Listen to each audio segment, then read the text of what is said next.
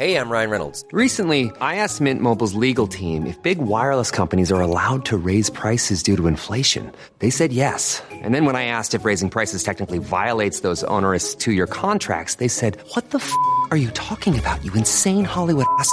So to recap, we're cutting the price of Mint Unlimited from $30 a month to just $15 a month. Give it a try at mintmobile.com/switch. $45 upfront payment equivalent to $15 per month. New customers on first 3-month plan only. Taxes and fees extra. Speed slower above 40 gigabytes per details. Don't miss out on the final football game of the season with Prize Picks. Join now because Prize Picks are giving away a free pick for the big game where 1 yard equals 1 win. Just pick more or less on at least 2 players for a shot to win up to 1,000 times your cash. Download the Prize Picks app and use code FIELD and get $50 instantly when you play $5. That's code FIELD on Prize Picks to get $50 instantly when you play $5. You don't even need to win to receive the $50 bonus. It's guaranteed. Prize Picks. Run your game. Must be present in certain states. Visit prizepicks.com for restrictions and details.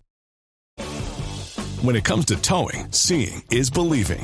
That's why Chevy Truck's advanced camera technology offers up to 8 available cameras for 14 unique views, so you can focus on the view that really matters. Chevrolet, together let's drive. Learn more about Chevy Trucks at Chevy.com. Safety or driver assistance features are no substitute for the driver's responsibility to operate the vehicle in a safe manner. Read the vehicle owner's manual for important feature limitations and information. Kroger Delivery has one mission: to deliver the freshest food right to your door. That's why our drivers are pros. Our trucks are refrigerated. And when it comes to low prices, we always deliver. With $20 off your first order of $75 or more, there's no better time to get in on the action. Mission accomplished. Restrictions apply. See site for details. Hey Atlanta, Apple is open for small business. That's right. We're here to make starting and running your business simpler. With privacy and security built in on all devices, it's easy for you to protect your customers' data.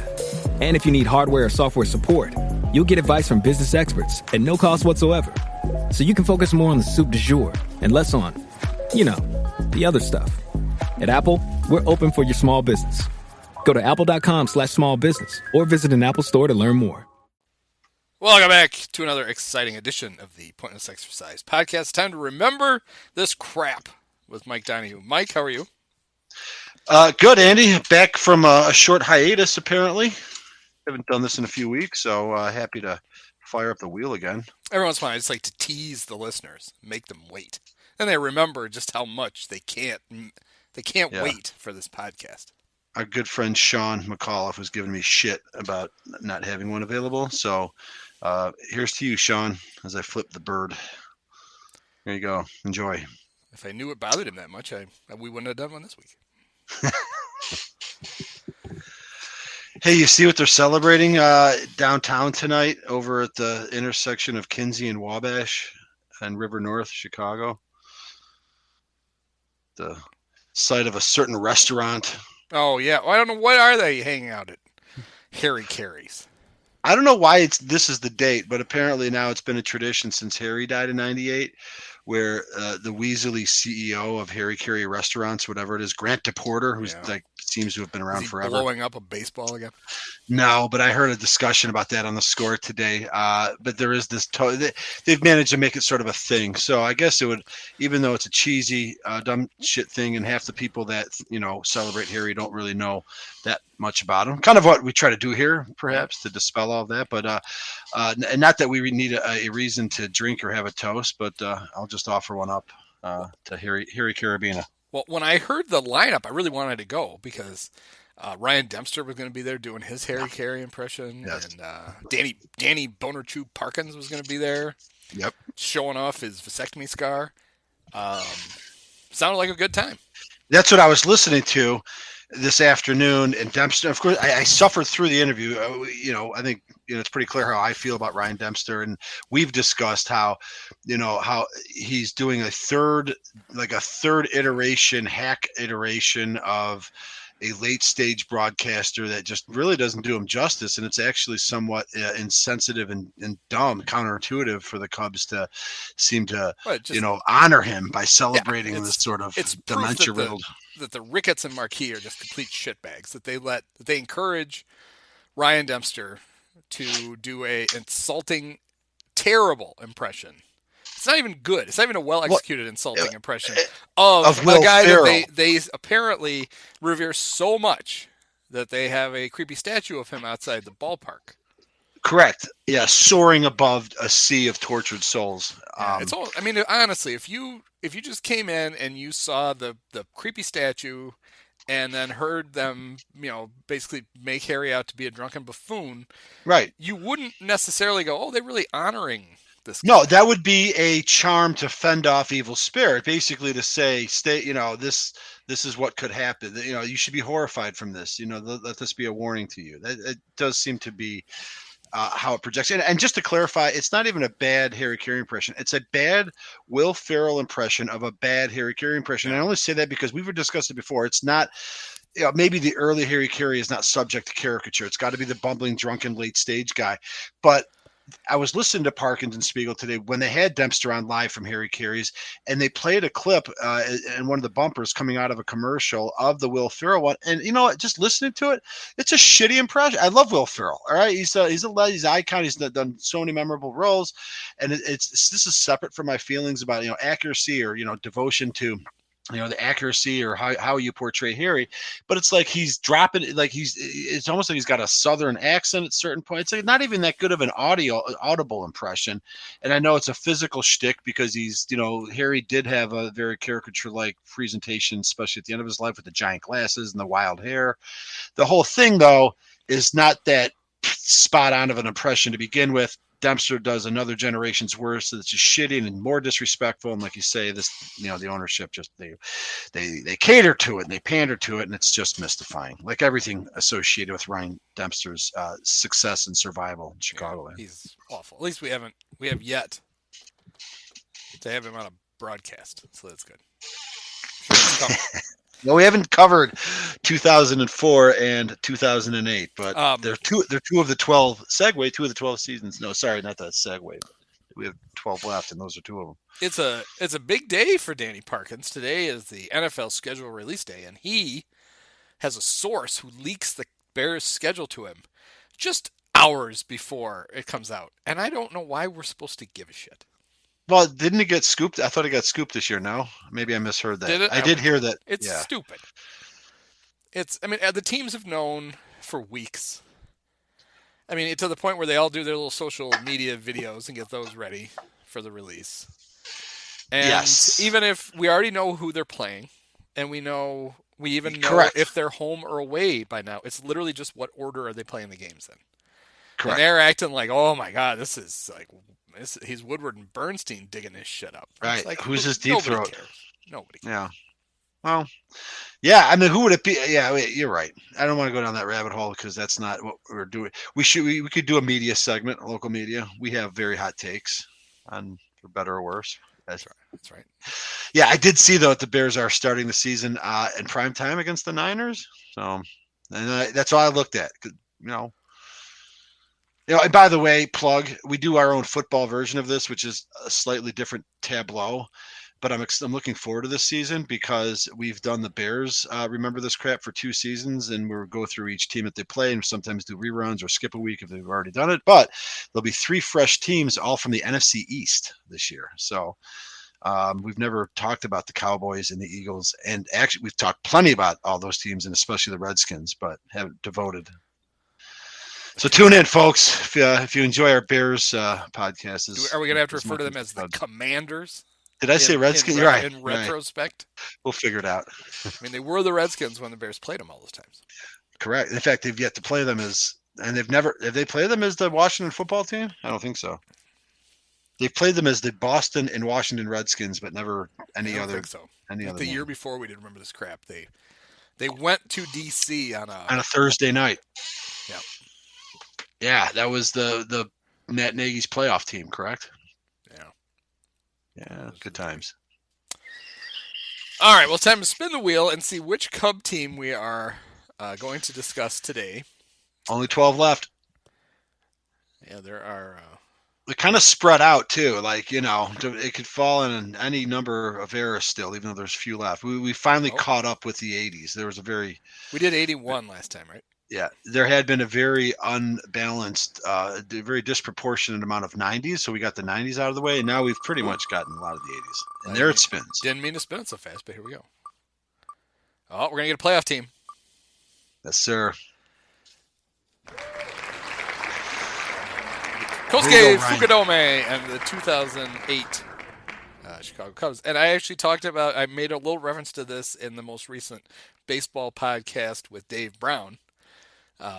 I compared both the Cubs and the White Sox panic acquiring Nick Madrigal to something that happened after the Cubs got swept by the Dodgers. Correct. I just listened to that today, and no spoilers, but you're spot on. It's interesting. It's an interesting period. Overcorrecting is never a good thing. No. Right. All right. So 5 quick facts about the 2008 Chicago Cubs. Well, you mentioned Kosuke, so let's just say, oddly enough, there's competition for this, but one of the most memorable debuts on opening day occurred at Wrigley Field in 2008. We'll circle back, but it does involve the newly acquired Kosuke Fukudome. 2008, the Cubs won more games at any other point in our lifetimes up until that point, exceeding the 84 Cubs. So positive season, of course. 2008, opening day starter remained Carlos Zambrano, who pretty much, outside of probably anybody, may have started more than any other, but was overtaken in his performance that year by the aforementioned Ryan Dempster, who had his best individual season as a starter for sure, and probably as a Cub, and then proceeded to let it all piss down his leg, which will give the proper treatment. 2008, Cubs made a savvy move in acquiring 5-inning pitcher Rich Harden and dumpster diving Chad Godin. Yep. Can't wait till we get to that story. That should be fun. And what else can we say about the 2008 Cubs? It was a playoff team, and they trailed in the entire playoff series for the final, or they never had a lead for the, I'm going to just guess it. We can fact check this, but I'm going to say for the final 23 innings, they did not have a lead. They did have a brief lead.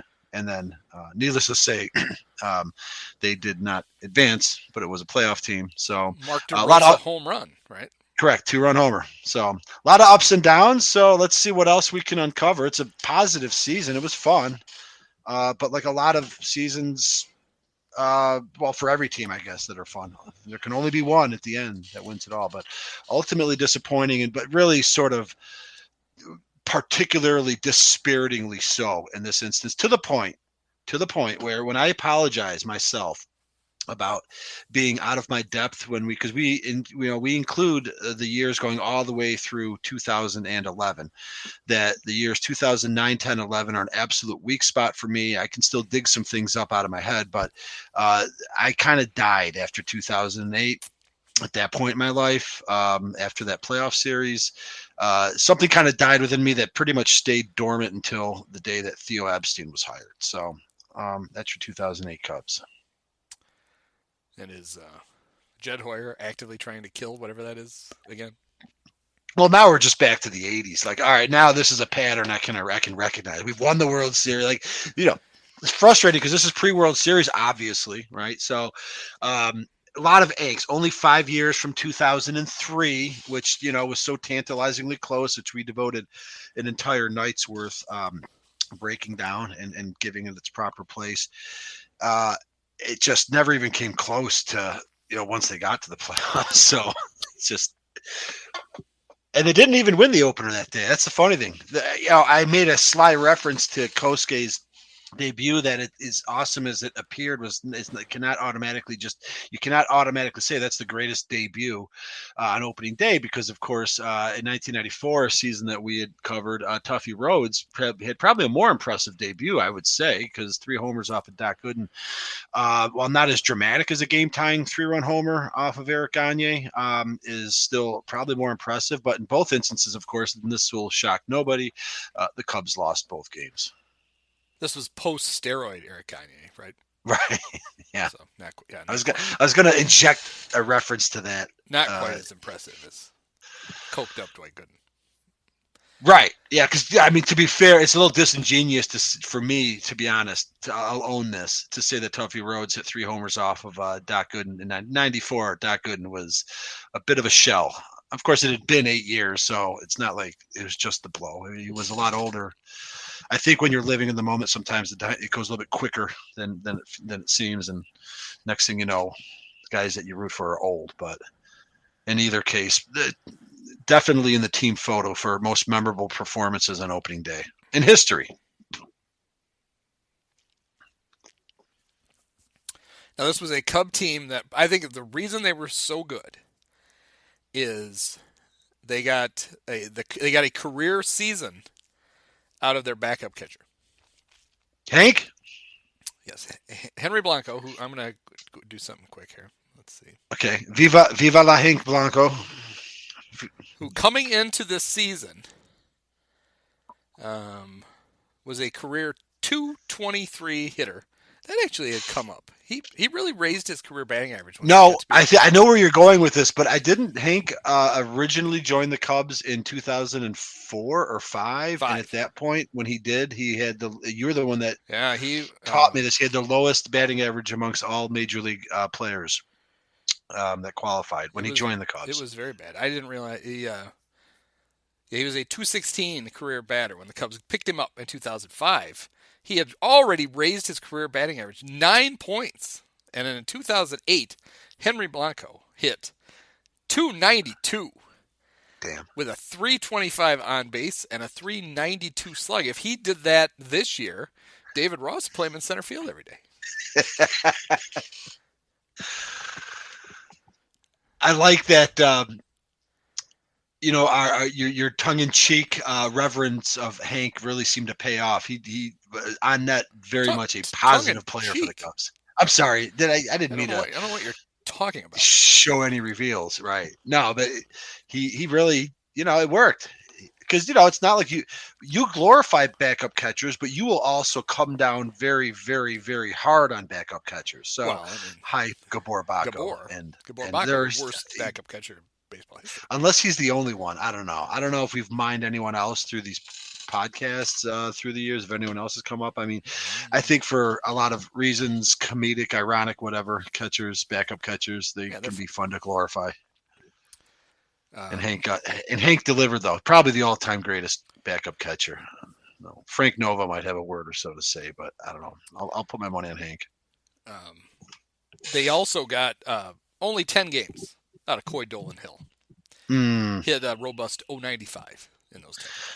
But as we discovered before, this is the year after Coy had a huge clutch game-tying 2-out hit in the ninth inning in the crazy Rockies game where the Cub fan got his ass beat for trying to attack Bob Howery. But Coy would be on the Cubs, as we discovered, as late as 2009, I believe. He never went away. Which is kind of cool. He might still be on the ride. 2011. Jesus Christ. All the way to the end. It was a bad penny. He just kept coming back up. Kind of like Tim Fedorovitz. Well, and if the one catcher you haven't mentioned so far, of course, is the 2008 Rookie of the Year. The Rookie of the Year, Giovanni Soto. Is this the year he had the grand slam in the ridiculous comeback, or was that against the Rockies? Was that in May? Could have been. I was thinking about this earlier today, how crazy it is that for a team like the Rockies that is not in the Cubs division and has only been around since 1993 have been involved in some of the craziest regular season Cubs games or games with the Cubs. Because that's one, the day game at Wrigley where they came back. I just talked about the other one with Coy Dolan Hill got the big hit. And then there's the Chris Bryant turning the whole, movement around in 2015. And his penance is now he has to go play for the Rockies for the next 8 years. Right. Oh, they're going to pay him $200 million. And what do we care anyway? We got a World Series at the end of that spark. Well, I care. He's on my fantasy team, and you'll be shocked to know on the injured list once again. Damn. But, the Giovanni Soto, I mean, I knew he had a good year. This is a really good year. 285, 364 on base, 504 slug, 23 homers, 86 RBIs. Damn, our 869 OPS with 90 RBIs for a catcher who had already hit a 3-run homer in the previous year's playoffs, like Todd Worrell in '86. He played in the playoffs the previous year, but still qualified as a rookie. So, I mean, I don't remember we obviously must have been super high on Soto with that type of performance. He did seem to fade awfully fast, though, obviously. I mean, how did that happen? That's kind of an odd thing. I've never really honestly given a whole lot of thought. In some cases, it happens a lot to get fat. He got fat. And he liked he liked to smoke the doobie. Is that right? Okay. I don't know about busted in Texas for it, right? Oh, okay. I don't know about Jerome Walton's potential preference for cannabis, but I do remember Jerome Walton also a little chubby after his rookie of the year. So, yeah, among regulars, kind of a tale as old as time. A mid-season acquisition actually had the highest OPS on the team. We'll get to him in a second. It's not coming to me. It will. Okay. Among regulars, only Aramis Ramirez at 898 had a higher OPS than Giovanni Soto. So, all right. So for a 97 team, I believe. Yep. Not like that's interesting. The Cubs were. How about this? They finished first in the National League in runs, second in hits, first in doubles, first in walks. The Cubs. First in on base, first in slugging, first in OPS. They won the slash triple crown in the National League. First in total bases. And then they really lit it up offensively in the playoffs. My brother claims, and I don't, and I'll give him some credit for this. He doesn't follow baseball as closely as I do, but he has followed it through the years pretty closely, especially at high moments. He swears that the Cubs were kind of being written off going into the playoffs in spite of how awesome what you just rattled off, the fact they had 97 wins, that somehow, I don't know if we can corroborate this, that they were being doubted going into the playoffs. And of course, in perfect Cub-like fashion, they validated those doubts. I don't know. I don't remember that. Right. Because I feel like, well, they won 97 fucking games and they were in first place all of the season, but I don't know. Maybe some writers saw something we didn't. I mean, the fact that they had so much offensive production and yet Aramis was their only player that had an over 900 OPS would indicate, you would think that means they had like really good performances above average out of everybody. But then I'm like, but wasn't Ryan Theriot their shortstop? Yeah.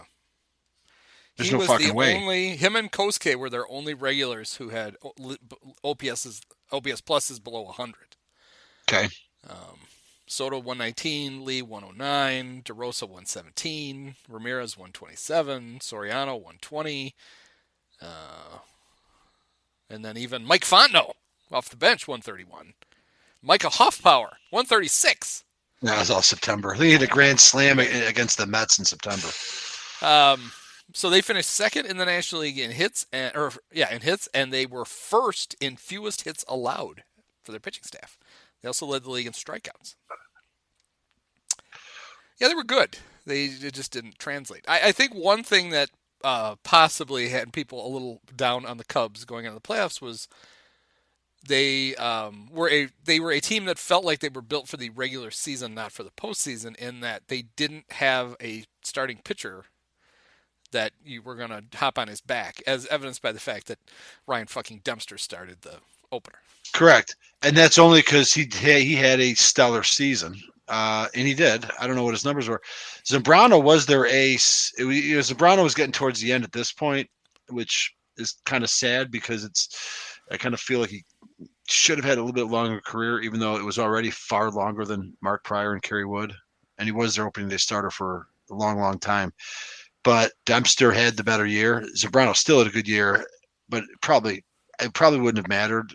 But you never know. I mean, they won 97 games over 162. To get so summarily dismissed in the playoffs, you wonder if a few things were just done differently in the beginning of that series, maybe it doesn't happen. Yeah, I mean, we'll get to it. The Zambrano pitched much better than – it'd be tough to pitch worse than Dempster. He walked 7 guys. But every one of the infielders made an error. Correct. In Carlos's game. In a 3-inning span too. That game was put out of it. yeah, maybe we could dive into that. I have a lot of issues to unpack about that playoff series in time, I guess. I don't know. I mean, it was a fun summer. Like randomly, a lot of things kind of come back to me. We don't have like the Aramis homer against the Brewers. That was the year before. I guess one thing we can say is to give context, in case you don't know, this is the first Cubs team in our lifetime that made the playoffs in successive years, and one of the very few that has even been over 500 in successive years. But we talked about the 2007 Cubs, and that was the year in which it was kind of they did make the playoffs. It was a struggle. Lou had to sort of de-dustify the clubhouse for the first 2 months, and then they benefited from a watered down Central, which has never been that great to begin with. The 07 Cubs weren't good. Yeah. Right. It was a bad team winning a bad division. The 08 Cubs were good. They were because they signed Kosuke. They already had Soriano, who was in his prime and would put up monster numbers. You had Ramirez and Lee. Dempster was Dempster a reliever in 07 or because remember that was Lou all of a sudden during the season announced he was going to make him a starter in 07. And then they're like, no, we're not doing that. So but it was a smart move because Dempster had a hell of a year. They wanted to do it like in the middle of the year. In 07. Yeah, and they're like, no, let's wait. And they did. Well, it probably could have, considering that Rich Hill, who ended up having a great career, but the fact that Rich Hill was your starter in Game 3, who was pretty green. So Dempster was very good in 08. He was 17-6 with a 2.96 ERA, allowed only 174 hits in 206 innings. Had ERA plus of 154. The only Cub pitcher who had a better ERA plus than him was Rich Harden, who had an OPS plus for the Cubs of 258. Yeah, small sample size. 5-1 in 12 games with a 1.77 ERA. Rich Harden allowed 39 hits in 71 innings. It was kind of fun to watch Harden pitch because he was good, but it was like a really, really good Scott Sanderson. Like he took a long time because he had good stuff, but he threw a lot of pitches for whatever reason. Because he threw a lot of pitches on striking guys out.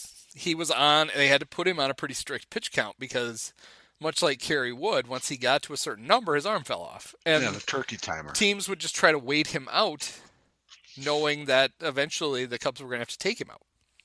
Yeah. And he only made 12 starts for them, even though they picked him up. Well, we'll get to this. He was their answer to the Brewers trading for CC Sabathia, who the Cubs had tried to trade for but did not have were not willing to part with the talent that the Brewers did, of which the only talent that really made anything of it was Michael Brantley. Okay. And Sabathia paid off, did he not? I remember? He was amazing for them. 10-1 or something. He kind of, the Brewers used him in a starting role much the way Joe used Aroldis, which was, correct. I've only got you for a few months. We're just going to pitch the shit out of you. Yeah. And they were starting him in short rest down the stretch. Yeah. He answered. God bless him. Him. And he could hit. I mean, that would have been fun to have had CC. As it was. He's Hall of Famer, right? He will be. He got, right? Or no? I don't know about that. I don't know. I'm not looking at any figures, but wasn't he one of the last, did he win to like 200 games or 250? I mean, because he had a pretty good career at the Indians, and he got paid based on that performance for the Brewers for 3 months. But he probably is. He won 251 games. Yeah, might be the last of the 250. Probably, in fact, let's look here at his little. What does the baseball reference say? He'll be the last of the 250 game winners. I remember being at a game against the Brewers late in the season because he was on the team and he was batting. I remember thinking, Jesus Christ, he looks like Prince Fielder in the batter's box. He really was fat.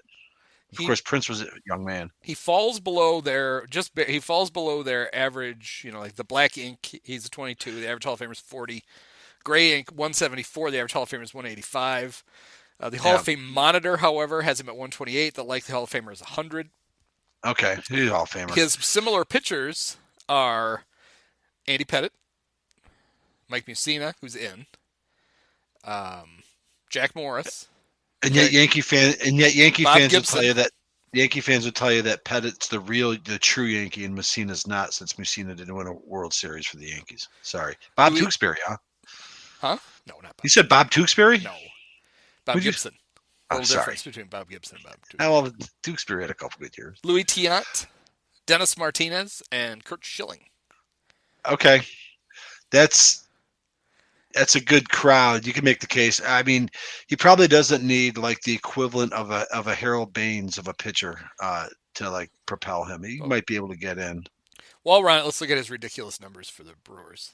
He was nuts, and so while you're looking that up, I'll give some context. The Brewers, not just because it's fun to dump on other teams, especially teams like the Brewers, even though I grew up like you did liking the Brewers because they were an American League team and we both rooted for them in the World Series in 82. That was their, of course, first playoff appearance, 1982, for a franchise that had only been around for 14 years, so it's not that bad. The Brewers, again, would not – actually, they may have made the playoffs in the 81 strike shortened season. Could be wrong. Anyway, they would not make the playoffs after the World Series appearance in 82. They would not make the playoffs. Correct me if I'm wrong, Andy. Until this season, I know you're looking up something else, but that seems right. I can check. I think they went, yeah, and to this day, they're one of the few teams that have probably worse playoff futility than the White Sox, just as far as appearances, and in fact, worse because they haven't won a World Series. But yeah, so the Brewers were always of no consequence, even after they joined the National League. They've been in the National League now for 10 years. They joined in '98, and they're the team that all of a sudden, it's not the Cardinals, who have kind of been out of commission for a couple of years. Tony was probably drinking in a dark room before they sort of mystifyingly reemerged. But it was the Brewers, not the Cardinals, that were nipping at the Cubs' heels. Yeah, and so I don't know if you remember this happened, but the Brewers, with 12 games to go, fired Ned Yost. Oh my God, that's right! And with future Cub manager Dale Sveum, their manager, because they were choking it away. They're wild. Were they? Yeah. The Wild had nothing to do with the Cubs. The Cubs, obviously, with 97 wins, the Cubs ran away with the division. Yeah. So here's CC in 17 starts for the Brewers. He was 11-2 with a 1.65 ERA. He threw 7 complete games and 3 shutouts. That's pretty good. Wow. But his ERA plus, not as good as Rich Harden's. It was just 2.55. So Harden, Cubs win. Cubs win the trades. Yeah. What did CC hit? Because that was the other thing. The other part of that, by the way, the unintended consequence of the trade is that you're comparing Michael Brantley to Josh Donaldson. So I don't know. All right, because that's the one thing that came out of the Brewers deal with Sabathia. Eric Patterson. Oh yeah, fuck. Cubs had to give up Eric Patterson. I mean, come on. I forgot about Eric Patterson. Where's hitting? I don't know why I care about this, but who? Standard batting. I just want to see what he hit for them. Yeah. 229 with a homer and 6 RBIs. I feel like he hit a homer. He hit that homer against the Cubs, but I don't remember. Maybe not. I don't know, but I do remember seeing it. I'm sure he got a big hit against the Cubs. There was a game down the stretch where I don't remember even the outcome of the game. I remember being there and just thinking he looked like Fielder in the batter's box. He may have even hit one to the wall. That's the thing. That's why maybe I remember it. But yeah, rarefied air for the Cubs, because at this point, like at least for you and I, right, this is only the 84, 89, 98, 03. They did go to the playoffs the year before, so we're getting a little bit used to it, but it's still kind of rarefied. It was only the second time in our lifetimes that they had back-to-back winning seasons. Okay, 03, 04. Maybe you, right? 71 and 72? No, I was born in 72, but so they did not the first back-to-back was Dusty, 03, 04. Yeah. Right, in our lifetimes, let alone our own conscious memory. Right, in my conscious memory, it's definitely, and you're right, I think they were under 5. So they, very futile. However, in spite of that, even more rarefied air for the Brewers. Yeah. Because, what the fuck were they doing? So, a little scary. I mean, this was the second time in Cub history that they had made the playoffs in back-to-back seasons. They also did it in 3 years in a row, 1906, 1907, 07, 08. Yeah. The White Sox didn't do it until last year. Right. Charter franchise, Please tell me about just how wonderful the fucking White Sox history is. It sucks. Oh, I've talked about it before. We've talked about it on here before. Yeah, right. No team of the original 16 has been in few World Series. The White Sox 5. Even the Indians have been in more than that. So, How do you think Karsten Charles Sabathia fared in his playoff start against the world champion Phillies?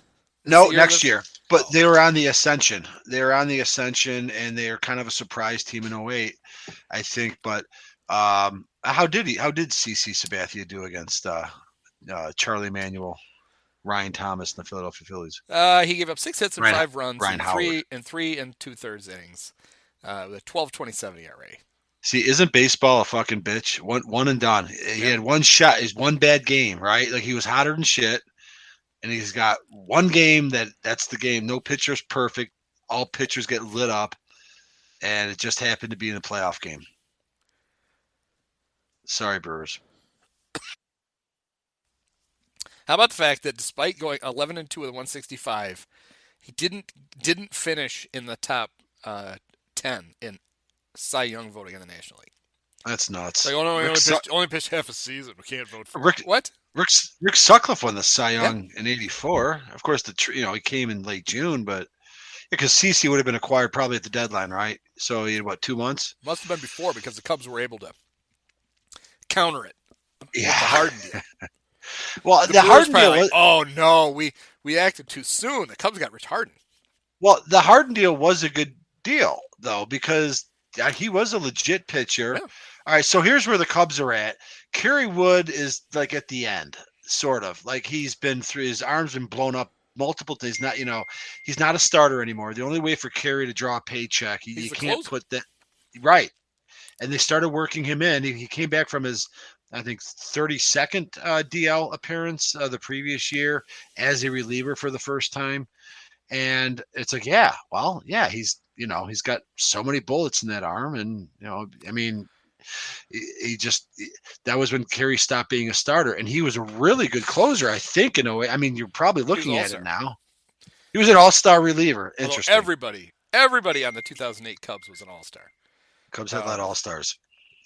They only had one starter, though. Do you remember who it was? It wasn't Ryan Dempster. I'd remember that. It was the starter.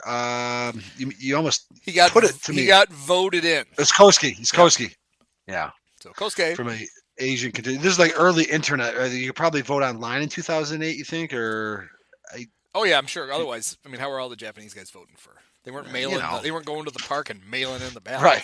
Or would you do this as a kid, by the way, for the All-Star ballots? You go to a Cubs. The only way you could vote was going to a game, right? Yep. In the 80s.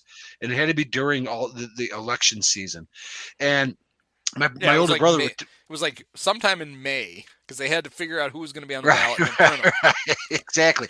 And so I remember my older brother teaching me this trick: like get a stack of ballots, and then just vote for Cubs, which is meatballish. You're not actually being objective, but it's like, you root for the team. You want to see Joe Strain at second base in the 1981 They had All-Star to change the way they did balloting once because the fucking Reds fans voted in all Reds. Correct. And it's like, okay, this is not the big red machine anymore, or maybe I guess it's free machine, right? No. You know what though? That was like in the 60s. That was like some weird. So that's the thing. That was what we were dealing with was like security proof. If you Google like Cincinnati Reds All-Star fan voting, that has nothing to do with the big red machine, which justifiably probably at least 80-70% of it could have been voted in legitimately. But somehow, whatever antiquated, process they had in place for the All-Star game, in the olden days, like the 50s or 60s, the fine residents of Cincinnati somehow, managed to rig it. And I think the commissioner may have stepped in. But there is some. I don't even know if that story exists, if it's on the internet. I'm not even bothering to pull it up, but I know that it was Cincinnati. But in our own way, I just remember going to, would go to the handful of games that we would go to back then. It was like, oh yeah, All-Star ballots. I'm going to get as not just a Chicago thing, folks, but I'm going to get as many as I can, and I'm going to punch in Ken Reitz, and not that we're big on Ken Reitz, but so the Cubs All-Stars that year were Kosuke, Aramis Ramirez, Alfonso Soriano, Ryan Dempster, Carlos Marmol, Kerry Wood, and Carlos Zambrano. Wow. And there was a future Cub that also got voted in, Dan Herron. Not Rich Harden. Dan Herron. Do you know the start? Oh, and Giovanni Soto. I missed him. He was the other starter. Giovanni Soto started. He got voted in? I wonder if the other catcher got hurt, because he not a doubt he got He did not get voted in. The pitcher for the National League was Ben Sheets. I literally thought of Ben Sheets earlier today, honest to God, thinking how he was like the Brewers' dime store answer for Kerry Wood. I never would have guessed that Ben Sheets would have made an All-Star game. And the manager was the ruddy-faced Clint Hurdle. Let me guess. I was going to say the manager of the oh man, I saved it. I'm clearing out my dad's house. I posted a few pictures on Twitter. I did find the Sports Illustrated with Clint Hurdle.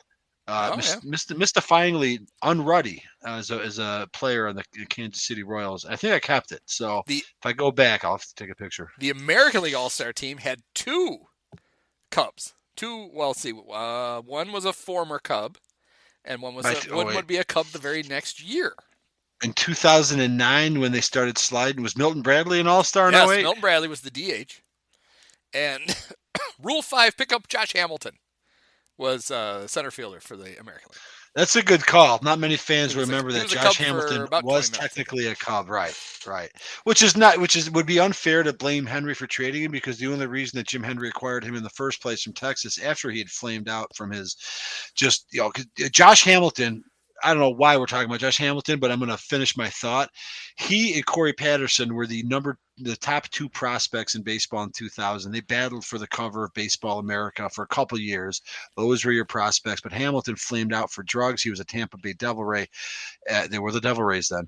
And then resurfaced. So nobody really thought of Josh Hamilton when Henry picked him up, but he only picked him up. I don't remember the details, but he intended to deal him to Cincinnati the whole time, and Hamilton went on to have his one deal. The Cubs had a higher, or maybe the Reds were going to, the Reds basically worked out a deal ahead of time with the Cubs. Henry would take Hamilton and trade them to him, so it was never taken with the idea that.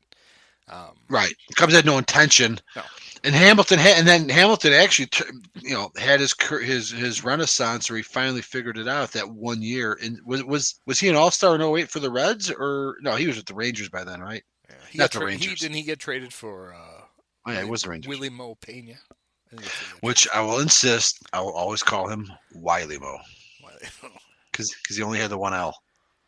No, he didn't get traded for him. He got traded for Edison Volquez. That's what he got traded for. Oh, wow. Yep. Edison Volquez reference. Yep. That's kind of throwing me a little bit. But yeah, Kerry Wood was the Cub closer that year. A lot of decisions for closer. 5-4 with a 3.26 ERA. He had 34 saves. Struck out 84 in 66 innings. Yep. And the Cubs walks? The Cubs had a good. Let's see how many walks. I'm just like 18. It always seemed to. Wow. Well, okay.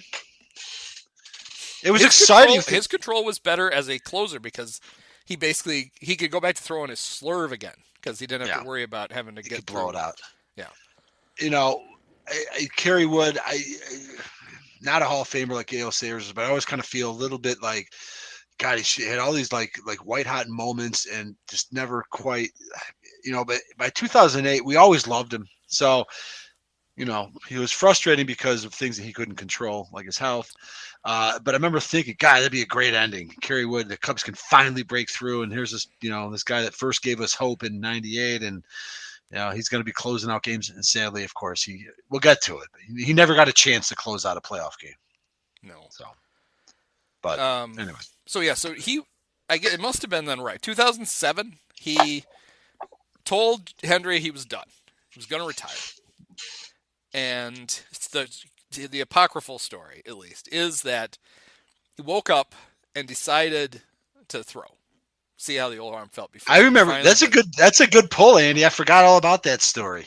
And his arm felt good. And he's basically like, well, shit, I'm not going to retire when my arm feels good. And the Cubs turned him into he was a reliever, but he only pitched in 22 games in 2007. But good enough towards the end of the season. And he was on the playoff roster. And he was the reason then that that Lou felt like he could make Dempster a starter, because he would have. Lou was crafty in that he liked having Marmol be able to pitch more than 1 inning. So he really wanted Marmol to not be he wanted to have a closer so that he could pitch Marmol whenever they were in the shit. Let's discuss that real quickly, because it's funny. I've noticed now that it's not unusual at all because of the way pitching is structured for so-called saves guys or closers to pitch more than 1 inning. And for a while, though, that was rare. And I feel like that began with Tony La Russa's use of Dennis Eckersley. Like, in the old days, we've talked about like early days of Lee Smith and Bruce Sutter. These guys would come in for 2-3 innings and get a save. But then after La Russa, the La Russa and Eckersley revolution, it was like you never bring your closer in before the 9th inning. Whereas now, because it's fractured a different way, that's totally fine. It makes sense. It happens probably a lot more than it did, say, in 2008, which is why Lou is like, well, I can't save him for the back of the game because my closer's a 1 inning guy, even though Marmol should be the so he was kind of right in his thinking that Marmol can get more than 3 outs. But somehow he didn't feel like it was proper at the time to bring in your closer in the 8th inning, which is fine. He had Kerry Wood. He had a kind of a luxury there, actually. And I think they were careful. I think they felt like Kerry needed, like, you couldn't hurry him up to bring him in. Like, True. If somebody got in trouble, you didn't want Wood like hurrying up and trying to get his arm ready. So like more than ever, if anyone needed a 1 inning closer, it'd be Kerry Wood. They wanted for health reasons. We say that, and then we probably could look it up, and he pitched a bunch of. But I don't doubt think he did. Yeah, Lou wasn't that out of the box, but that's kind of a Well, Lou invented the Nasty Boys, for God's sakes. True. Yeah, he took 3 relievers. You're right about that. And that was it. It's kind of funny. He beat La Russa's A's, who had Eckersley, right? It's funny that it kind of went the direction of La Russa using 1 closer that way, as opposed to Piniella with 3, with Norm Charlton, Randy Myers, and whoever the hell. All right, so this is interesting. So Kerry pitched in 65 games. He pitched 2 innings in 1, 2, 3, 4, 5. Well, he was a former starter, so there's a balance between. And they're pretty well spread out. 1 in April, 1 in May, 1 in June, and 2 in September. Okay, so it's responsible. But every other time it was an inning or less. Yeah. So the majority of his innings of his starts, he was just coming in for appearances. Yeah. Okay. But while you're at it, can you look up Marmol? Because I feel like 2008 was that peak Marmol. He was so fucking incredible by then. He was the setup man the year before. He was a young guy. I think he came up late in 05. So he was kind of seasoned by 08. He came up in late 05, maybe late 06. Okay. As a starter. Late. Around the same time as Juan Balls Mateo. Was that his nickname that we gave to him? Mateo. But so he was a starter at first, and then he sort 13 starts. And they didn't go well. He had a 6.08 ERA. They made him a full-time reliever in 07, and he was immediately great. Correct. But, in fairness to Carlos, 2006 was a very dispiriting end of the Dusty era. Pretty much nobody gave a fuck. So Marmol becomes out of the blue this reliable setup man for Dempster, and then kind of with Piniella in his second year, kind of stays in that role now, but it's just for Wood. And he was, I feel like 2008, he may have been better in 09 for all I know, but I feel like this is the sort of sweet spot for Carlos. He was, his best year statistically was 07, but in 08, he was really good, and he pitched in 82 games. He pitched in more than half their games. Jesus Christ. Which is probably why by, what year was he bad? By 10? But it wasn't injuries. Certainly by 11. I always thought that he was so. So what is it? Do we know? I always felt like people couldn't lay off.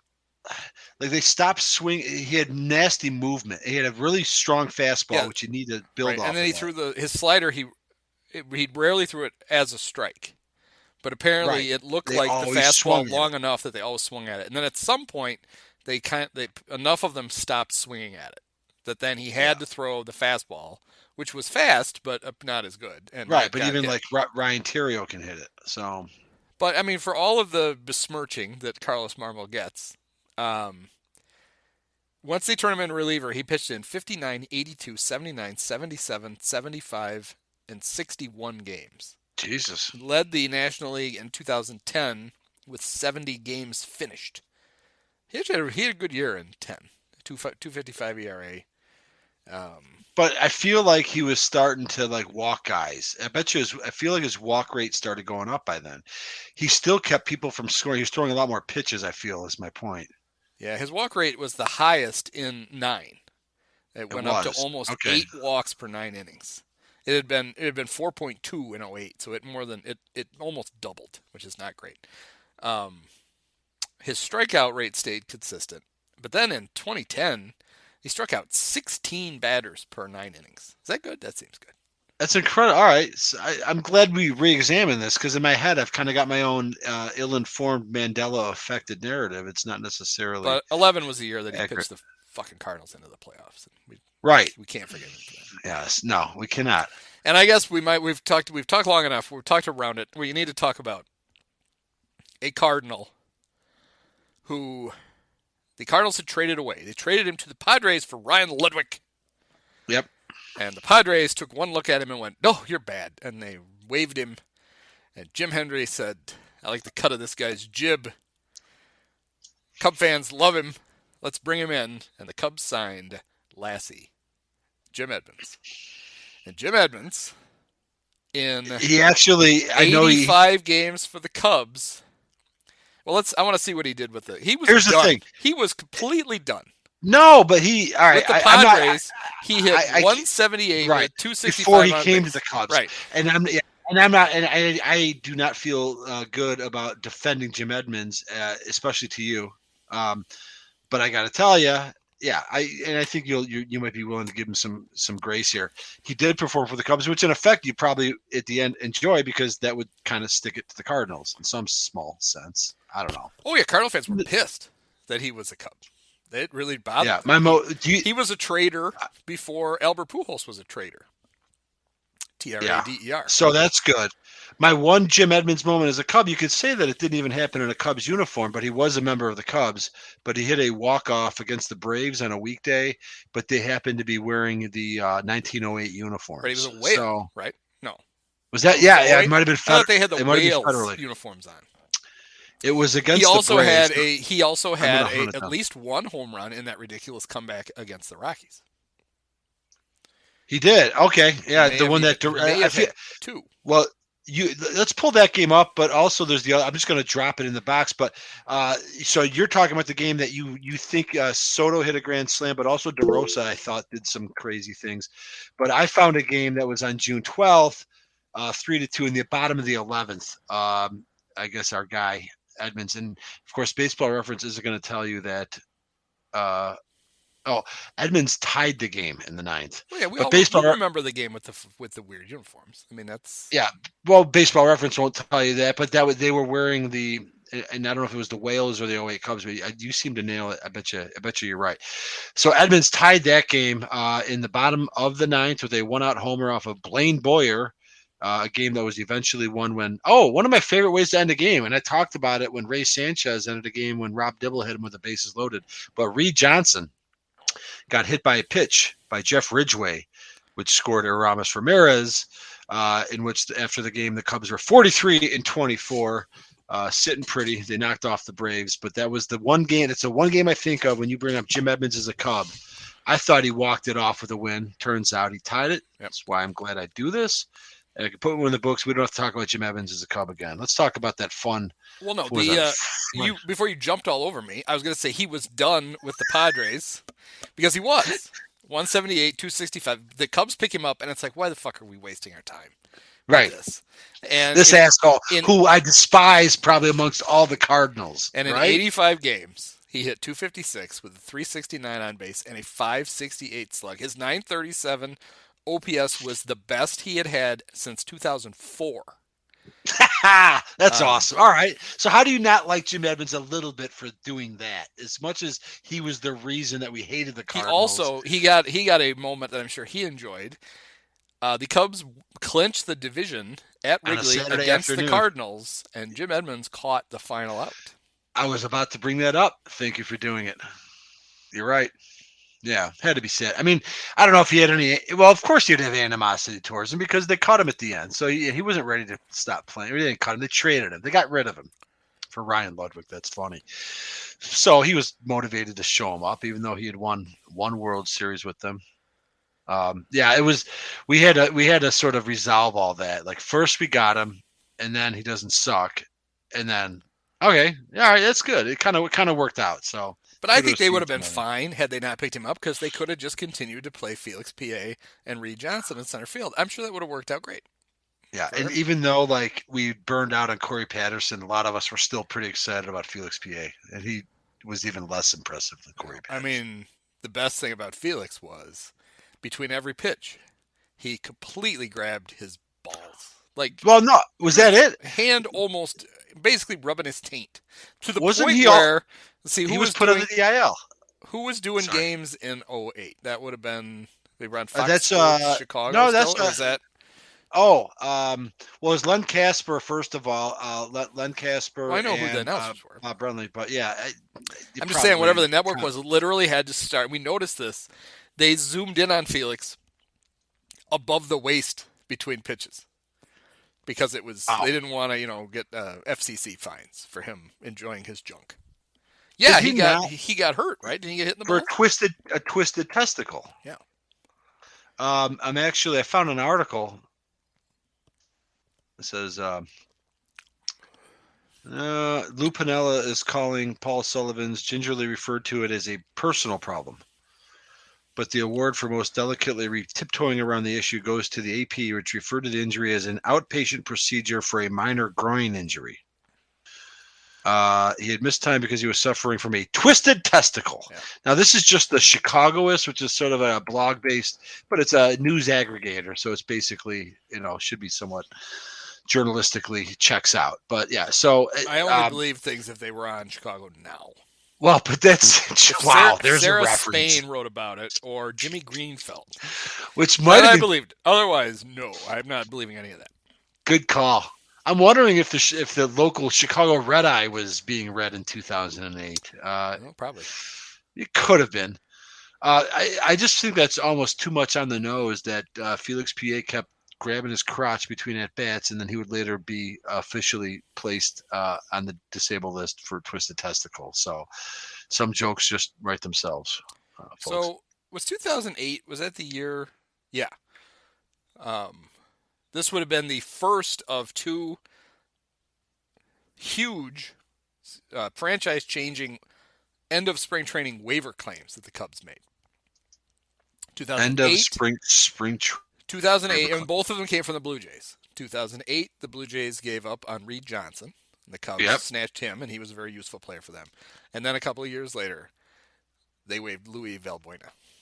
Oh. And the Cubs swooped in, and they solved their third base spot for years based on that one waiver claim. So, worked out great. I think it might be good to take one game. I mean, I briefly glossed over this game a minute ago, but you mentioned the Rockies game that I threw the link in there. I'm not happy with the winning pitcher, but it probably is one of the more memorable games of the season. Well, obviously of the season, but the Cubs were trailing 8-0 in the fourth inning. Yeah, on May 30th, the Friday after Memorial Day weekend. And I'm only bringing this game. I'm going to bring an inside reference, and I'll remember that when we would sometimes, Cubs played a lot of games during the day. A lot of us wasted a lot of time following the games, reading, doing the game casts, communicating in various platforms and message boards while the game was going on. And this would have been Mike Brott's Hire Jim Essian shout box. And I just gotten to know our friend. I'm not sure if I'll use a pseudonym because he's a little bit of a public figure, but Section 242 said that if I was at this game, I'd be gone by the fourth inning. And I was very quick to judge him. You don't leave a baseball game, certainly before the sixth inning. So I was spent the next few years reminding our friend Bill, did I say his name, that he would have left that game early because they were down 8-0, and some fans would have left. In fact, this day it was probably really warm weather. They were down 9-1 in the sixth. There you go. But these Cubs, there's no quitting these Cubs. And so in the 6th, why was John Lieber taking such a beating? Good Lord. Well, John Lieber was in his second go-around. Oh, yeah, Ted Lilly started. Lieber had come in. Lieber, because it is by codicil, anytime you win 20 games with the Cubs, get reacquired. You have to leave. Yeah, you have to leave and then come back as a lesser form of yourself. In some cases, Fergie was lesser, but he was still an effective pitcher. Rick Russell was lesser, but still had a lot in the tank. Greg Maddux was lesser, but still very good. John Lieber was done. Yep. And had nothing, which was sad because I really always enjoyed John Lieber. In fact, he didn't pitch that bad in that game. Nope. Kept him in it. He was done that year. So yeah, the bottom of the 6th, down 9-1. Micah Hoffpower gets a ground rule double. Must have hit it into the ivy. Yep. Kosuke homered to make it 9-3, and then Lassie hit a home run to make it 9-4. That's the one you referenced. Well, no, there's more. And then right, but you referenced he had a big homer in that game. No, there's more. Then in the 7th, down 9-4, Hank White hit a 2-run homer. Now it's 9-6 in Wrigley, as everyone believes. And with 2 on, Jim Edmonds comes up, and he hits a 3-run homer off Manny Corpus, another future Cub. Jesus. To tie the game, and Mark DeRosa immediately follows. Well, not immediately. It was no count. Edmonds hit a double. You misread that's a double? Maybe you're the one who had cataract surgery. Shit, I thought he had 2 home runs in the game. No, DeRosa hit the homer. See, I remember DeRosa having a role in this game. Was it his second of the season? Oh, yeah, but still, he had a 2-run double. So Jim Edmonds, 2. But it was the second of the season. That's what Yes. But he still had a huge double, so he's having a game. Then DeRosa hits the big home run. And the Cubs are up. That was a go-ahead homer, huh? Yeah. No, they're still down. Right? No, that puts them up 10-9. DeRosa's homer gave him the lead. Yeah. And that was it. Yep. 10-9. Yeah, I pile like Mark DeRosa is a guy that I always feel conflicted about because he was with the Cubs for 2 seasons, and he was absolutely probably the 2 best regular seasons of his career. He was good, and he was useful because they played him wherever they needed somebody. Well, he was like a Mark Loretta. He was like he was a guy. It seemed like probably slightly above average. I believe we discovered that he played against the Cubs as a member of the Braves in 2003, but he didn't seem like anything special. And yet he probably had his 2 best seasons with the Cubs. He was terrific, man. He was just like, he played good defense at second. That was settled. He had big hits. He was a driver of the offense. But in both of those seasons, and I will say that in 2008, he did hit the big home run. In 2007, he had the anxious when everyone, because Cub fans love their like bland white guys like Scott Air, who was the winner in this Rockies game, and Ryan Dempster and Mark DeRosa and like whatever. They go on and on and on. DeRosa had a 3-1 count against Livan Hernandez with the bases loaded. Granted, it was in a desperation game 3 when they're about to get swept, but then chased the ball in the dirt, in which he could have just gotten an RBI and taken a base and hit into a season-ending double play, which bothered me because I just feel like he tried to be a hero.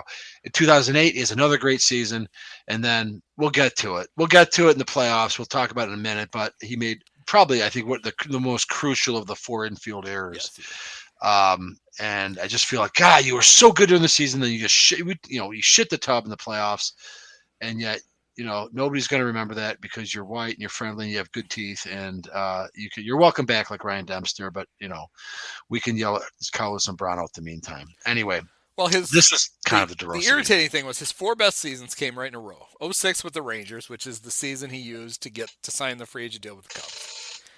Then 07 and 08 with the Cubs, and then he was good again in 09, especially in Cleveland. He continued to be good. Not even again. He was still good. Then he got traded at the deadline to the Cardinals in 2009. Oh. And he made a hilarious – he was bad for the Cardinals, which was great.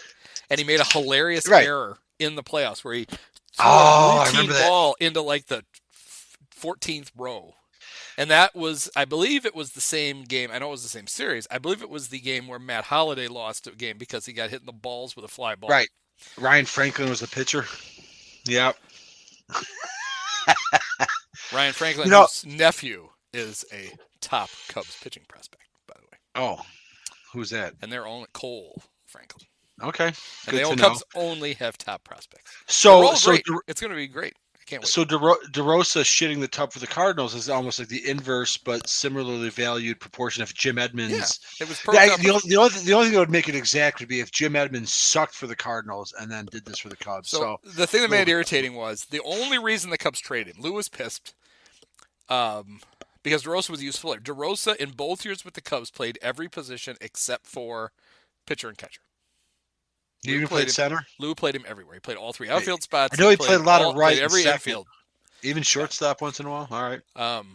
The reason they traded him was this would be late Sam Zell, right? Because it wasn't 09. Sam Zell still owned the team. No longer Tribune owned, I should point out, but not Ricketts owned. Didn't the Omaha Rednecks take over sometime in 09? Right. They were Tribune owned, but it was a period. I don't consider that Tribune. It's Sam Zell owned the Tribune. So, yeah, it was not the Tribune as we know it. So I won't go into the whole laborious story, but I told it on the baseball podcast yesterday. But I was talking about how there are some people who insist that Nick Madrigal is good because how could he not be good? The White Sox took him with the 4th overall pick in the draft, and the Cubs prioritized him with their biggest asset. They traded Craig Kimbrell to get him. And in both instances, I said they both chased the same stupid thing. And it was baseball has become home run or nothing. And here's a little guy who makes lots of contact. Let's go get him. He's perfect. Except for the fact that the little guy doesn't hit the ball very hard. And he doesn't run very fast. And he never takes a walk. And he's just not that good. So I equated it to after the Cubs got swept by the Dodgers in 08. Dave Kaplan loves to tell his story. The hotel bar is Lou and Jim Hendry and I'm sure and Matt Sinatro because he was like contractually obligated to be with Lou. And I think Larry Rothschild was there too, but he wasn't paying attention to this. Lou was bitching to Jim that he needed more left-handed bats. I mean, that was the reason they got Edmonds. And the Cubs didn't. Not only did the Cubs not bring Edmonds back, nobody signed Edmonds. He didn't play in 2009. He came back in 10 for the Brewers and played a little bit in 11 for the Reds, and his career was over. Okay. And they're like, we got to get left-handed bats. And so Hendry's like, I'll get you one. Because they had Kosuke, who Lou wasn't going to play in Game 3, and then at the last minute threw him in the lineup because he didn't have anybody else. And then Kosuke was bad. I want to sort of litigate the Kosuke because I feel like Kosuke. I'm not going to draw any parallels to today. It's irrelevant because it's early. But I will say Kosuke, as we said, got off to a hot start and then he slid and he got figured out. I know that sounds familiar. I just feel like by the end of the year, it was like he kind of rebounded and he ended up having a decent career. He was not what we hoped, especially certainly what he had delivered on opening day. He had a very hollow career. He had decent stats, but he wasn't.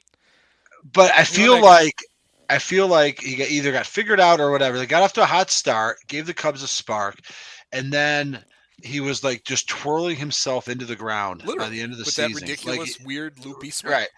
But I remember that there's I have to search my brain for this. I remember thinking that in the playoffs, can we go to the playoffs now? I don't know if we missed it. We covered most of the relevant points, but I want to say that in Game 1 of the playoffs, that Lou batted him down in the order, like the pun. Like he was mad at him for just going on a downward decline. But I was like, "Fuck you!" At the end of the day, I'd still rather have him at the top, towards the top of the lineup, than Ryan fucking Theriot. So correct me if I'm wrong. Maybe Fukudome was batting second, but I feel on the other hand that in Game 1 at least, Theriot was batting second. So bad in the second half. I don't know how you can. I know, but what, you're going to bat him second just because he's left-handed? That was the whole fucking point. Yeah. He couldn't. How bad was he? Want to play him at all? I know. I feel like Lou was down on him. How many things do you want me to look up at once? Well, I thought you could do that right away. No, I'm sorry. I'm just trying to figure out if that was just, something that I just, misunderstood. I felt like at the time that there was some tension between how he batted Fukudome. It didn't really matter, obviously, because they both sucked, Theriot. But I mean, Fukudome by the second half. We'll start with Kosuke's splits at the All-Star break. 279, 383, 408, 791 OPS. That's pretty good. All right, we can live with that. After the All-Star break, 217, 314, 326. Jesus. You gonna bat that second?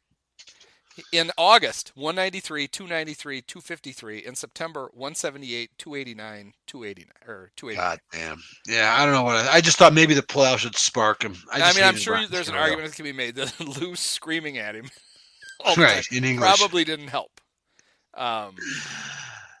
Those are the two black holes, right? But if you can't handle your manager screaming at you, what are you going to do against the mighty Dodgers? Against Derek Lowe, Chad Billingsley, and Hiroki Kuroda.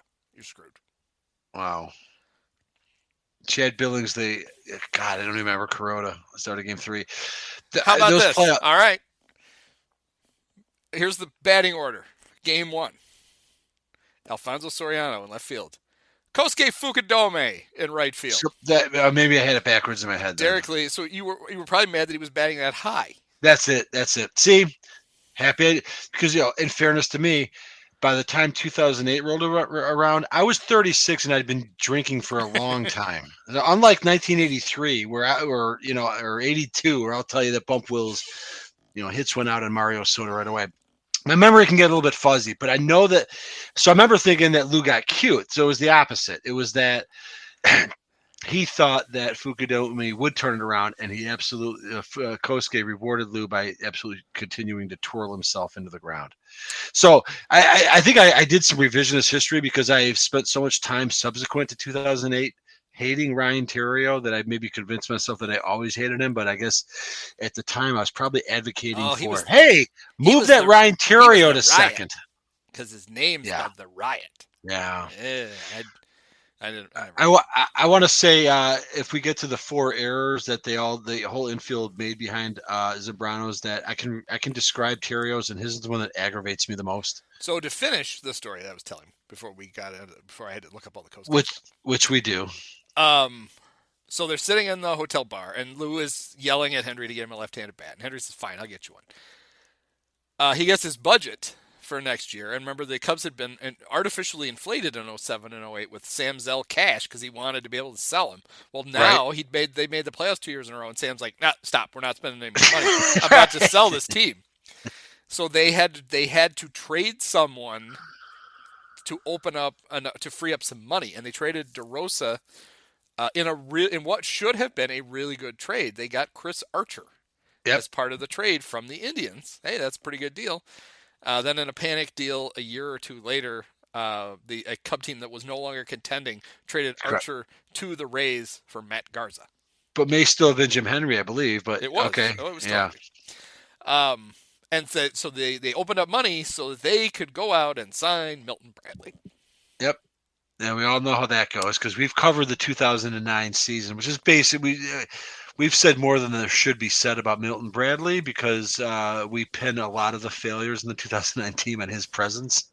So big moment in the season was in the visiting clubhouse in Busch Stadium. Jim Hendry announced to the team that Milton had been waived, and all the players cheered. as opposed to the news in the opposing team's dugout at Comiskey when Milton almost fought with Lou. The whole thing was a disaster. And you're right. As much as I was mad at DeRosa for just shitting the tub in the playoffs, which apparently I should be more sympathetic. It's apparently a thing that he does because he did it for the Cardinals too. But you don't throw the baby out with the bathwater. And it was an overcorrection. It was an overreaction. And who knows what level the team was going on. I mean, we talked about the 84 Cubs compared to the 89 Cubs. The 84 Cubs were on borrowed time. So you had to win now because we're going to get old. Whereas 89 should have been the beginning of something. 2008 kind of felt you don't have the biggest window. Lee and Ramirez are young. Soriano's probably, he already signed his big fat contract. So yeah, you kind of had to win now. I mean, yeah, you did have a rookie of the year in Soto. But I don't know. Offhand, I can't really think the Cubs are obviously over the years they would prove not to be any kind of a robust minor league developing program. So it was veteran laden if you team. Look at the team they rolled out for Game 1, Soriano was a free agent signing. Kosuke was a free agent signing. Lee was a trade for the great Hee-Sop Choi. Yeah. Aramis was a trade for the great Bobby Hill. And, others. Kevin Hart. Right. Not that Kevin Hart, the other Kevin Hart. Right. Soto was their guy. Edmonds was a waiver pickup. DeRosa was a free agent signing. Yep. Theriot was their, hey, there you go. There's your homegrown. Theriot and Soto. That was it. And then Fontenot played in the game. Yep. Sean Marshall was a Cub farmhand. Ryan Dempster was a free agent signing, a rehab. They signed him after he got Tommy John disease. Jeff Samardzija pitched in Game 1. So Samardzija came up late in September and pitched really well, and then he didn't. Then he was gone for a few years, and they made him a starter. But he was effective. So the 2008 playoff start. The Cubs. Here we go. They're going to do something. They're going to win. They're going to shake off last year's sweep. They're going to go to. They're going to win the pennant. For the first time, we're actually not winning one out of the blue. We're going to build on it. Last year was the step here. Playing the 84-win Dodgers. The 97-win Cubs against the 84-win Dodgers. First inning, no problem. Dempster walks a guy, but gets a double play. So we're fine. We got some good defense behind him. Top of the second, he walks Andre Ethier. We're not worried about that because it's pop up at 2 fly balls, and we're good. Right. The bottom of the second, DeRosa hits a 2-run homer off Derek Lowe. Yep. Cubs only lead in the series, and it was all right. This is how it should be, right? Now we're taking over the game. And then we get to the top of the third, and there's a foul out, and then there's Derek Lowe walks because it's always good to walk the other team's pitcher, and then Rafael Furcal walks. Now there's 2 on, but that's no problem. Martin flies out. Manny Ramirez.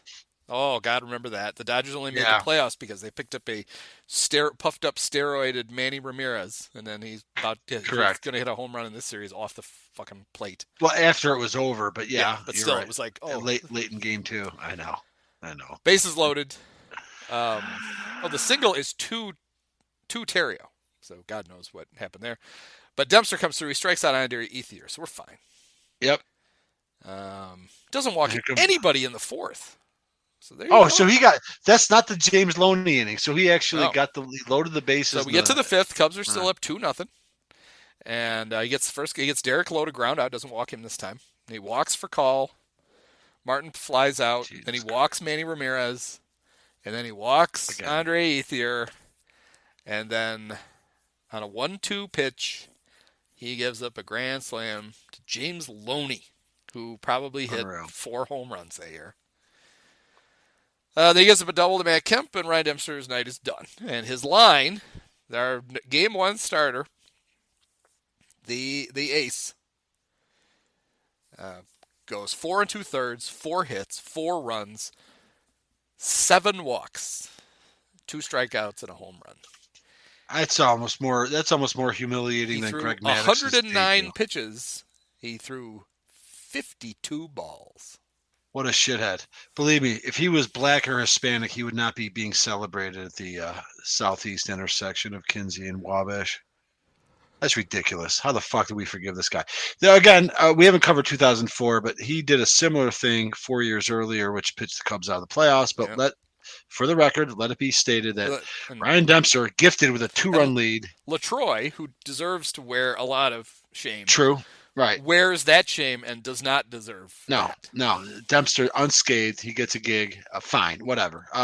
But just in case you were unaware, people who are listening, Ryan Dempster has done nothing as a player with the Cubs, but ultimately provide a big proverbial kick to the balls. And we've just covered that because they did not recover from that game. Now, not going to put the whole thing on Dempster, although it's fair to say that pretty much just took the wind out of the Cubs' sails. But, they're professionals. They all failed. They didn't come back. They didn't fight back in that game. Do we want to go to the second inning of Game 2? I do.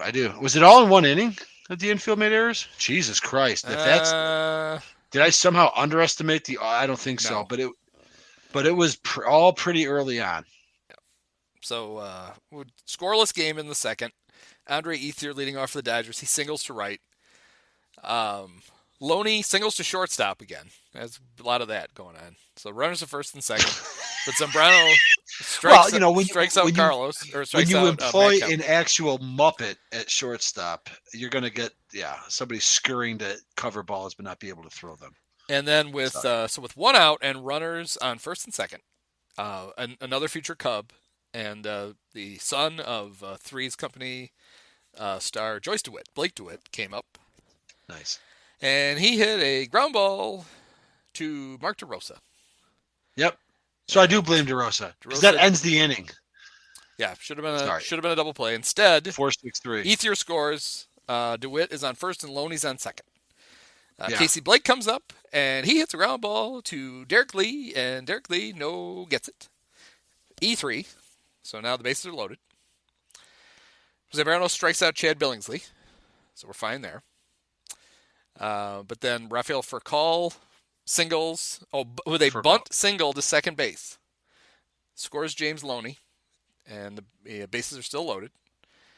Russell Martin comes up, and he hits a double that scores Blake DeWitt, Casey Blake, and Rafael Furcal, and it's 5-0 Dodgers. Kind of the ball game, kind of the series, kind of the season. Why are we not seeing every of the other errors, by the way? I'm looking myself because I feel like they all happened behind Carlos. Did it not matter at some point? Because I could picture Terrios. Yeah, I thought that was the deal, was that they all happened when Carlos was pitching. Yeah. I mean, we've proven before Baseball Reference doesn't always quite, even though they're. Well, it's weird because they have 4 errors listed for the Cubs, but in the. Yeah. Okay. Well, and then I'm just going to describe the Terrio error. I think it was after the blood started coming. So if DeRosa's error is the first, then that makes me even more angry at DeRosa because all he had to do was make a routine double play, pick his team up, pick up, his pitcher, and move on and win that game and make it a different series. But instead, he not only can't field the grounder to start a double play, but he allows a run to score. The inning goes on. It gets worse. But the error with Terrier, I swear it happened. Maybe it's not. You said there were 4 errors. But it was a ball. I remember being so mad about it because there was like a little bit of damage had been done, and somebody hit a chopper to shortstop. And I just remember this fucking Muppet. I know this happened. I don't know if I can verify. I'm sure there might be a YouTube video. I'm going to research it if there is. But Terrio comes charging the ball and trying to be a fucking hero because that's like he tried to barehand it. Instead of just like to get a double, to try to turn some ridiculously conceived double play to bail. It's like, no. I feel it. Get the out. I don't know if you remember that. I guarantee you, it's one of the ground singles to shortstop. So it's not even technically an error because he does get an error. He gets it later in the game when Slappy Pierre hits one to him, and he throws the ball away. But not until the 7th inning. That's a fielding error. It was that's a throwing error. So it wasn't technically an error. In my mind, it was a misplay because... And Aramis got his error with Zambrano still in the game. It was a throwing error with Chad Billingsley running to first base.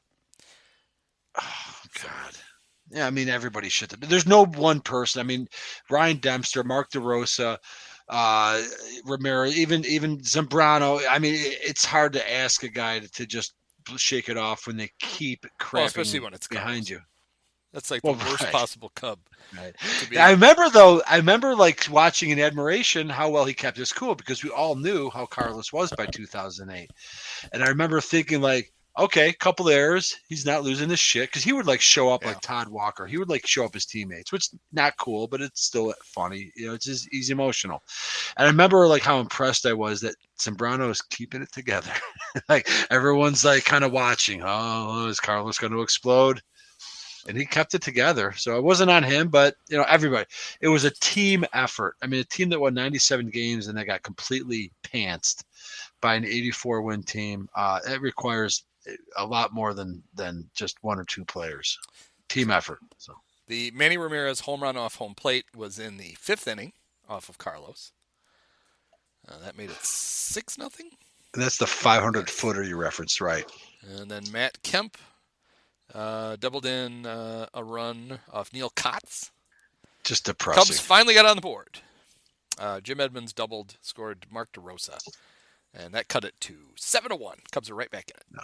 Yeah. Marmol came in, and the Dodgers got 2 more runs, and then they ended up winning 10-2. So of course, it's not just because we're Cubs fans, but of course, we refuse to. We just saw a disaster, just an absolute nightmare 2-game set at Wrigley. But we're not done. Hey, it happened against the Cubs. You lose 2, you win 3.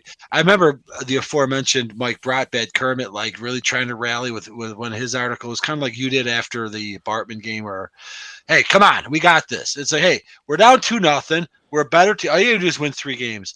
Can you just edify me on how Game 3 starts? Because I feel like, all right, Rich Harden.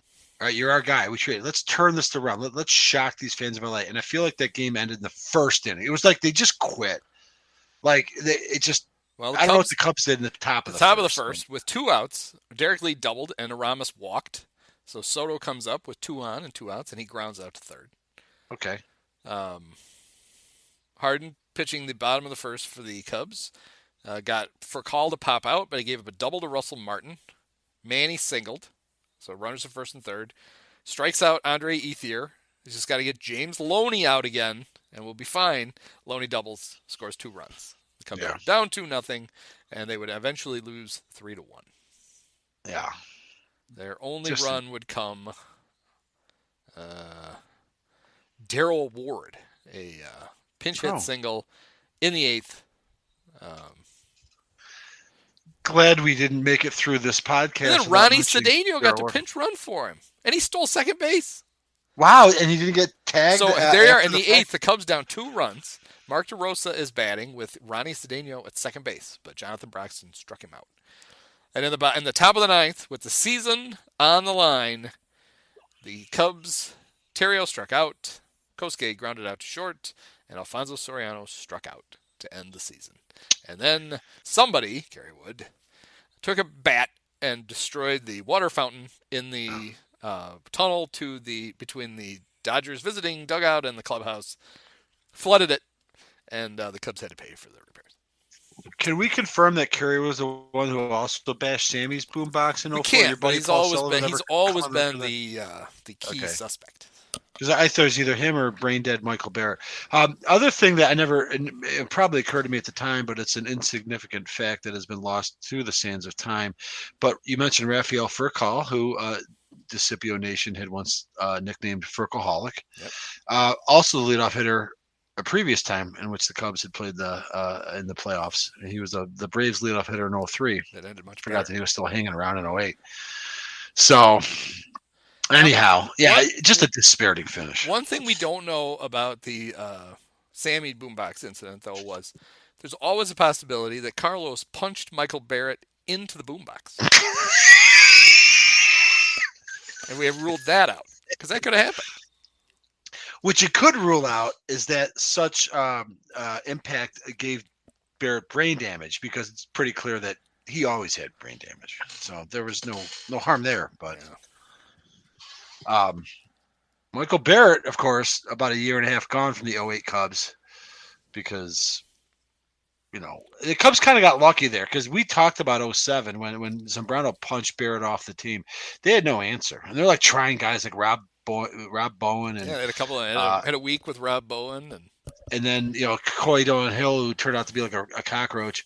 But and then they got lucky with Soto, and Soto was their guy. Well, in 08. But they got Jason Kendall. They got Jason Kendall. Yeah, we talked about that. With Captain Caveman.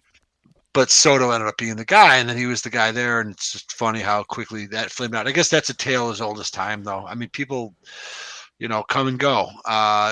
Jerome Walton, Giovanni Soto, Bob Hamlin. Remember Bob Hamlin? He was a Rookie of the Year for the Royals in '94. Oh, do I remember Bob Hamlin? That was my Frank Schwindel comparison. That's okay. I think that's where I got reinitiated to, right? Kind of a fat guy, or just he was a Rookie of the Year at the age of he was like a guy who had like, almost exactly the same amount of games that Frank thrilled Cub Nation. Hamlin had a huge run, and he ended up winning Rookie of the Year, and that was one of the other stats which I amazed David Brown with, was for 7 seasons, Ken Griffey Jr. was playing in the American League and was younger than that year's Rookie of the Year. And one of the reasons was because Bob Hamlin and Marty Cordova, towards the end of it, were old rookies. That helped him, but that just showed how good, how fast Ken and Jr. did not win Rookie of the Year because his first season he played just enough games to be not significant to burn his rookie status. And his next year he had a ridiculous year that almost won him MVP. Of course, he would have won Rookie of the Year. Right. Yeah. Shout out to my brother-in-law too. I've referenced in the past. He's an Expos fan, but he grew up in Southern Cal. High school teammates with Bob Hamlin. But that also proves that Bob Hamlin had to be an old Rookie of the Year in 1994 because my brother-in-law is quite a bit older. Not quite a bit. He's 5 years older than me, and he was, in fact, Bob Hamlin was 26 years old, 1994. So the Frank Schwindel comparison, pretty apt. Yep. That's an old Rookie How of the many Year. big league seasons do you think Giovanni Soto played? He played for the White Sox at the end, I remember. He played a long time, didn't he? Did he not? Yeah, he played 13 seasons in the big leagues. Yeah. He went from Rookie of the Year, future star, to just an ordinary, like a Hank White. Was he an everyday catcher most of those years? No, he stopped being an everyday catcher when he left the Cubs. He got traded to the Rangers because everybody gets traded to the Rangers. Seems that way. For Jake Brigham and a player named later at the 2012 deadline. That was the end of his full-time, although he was the catcher for the Rangers the rest of that season.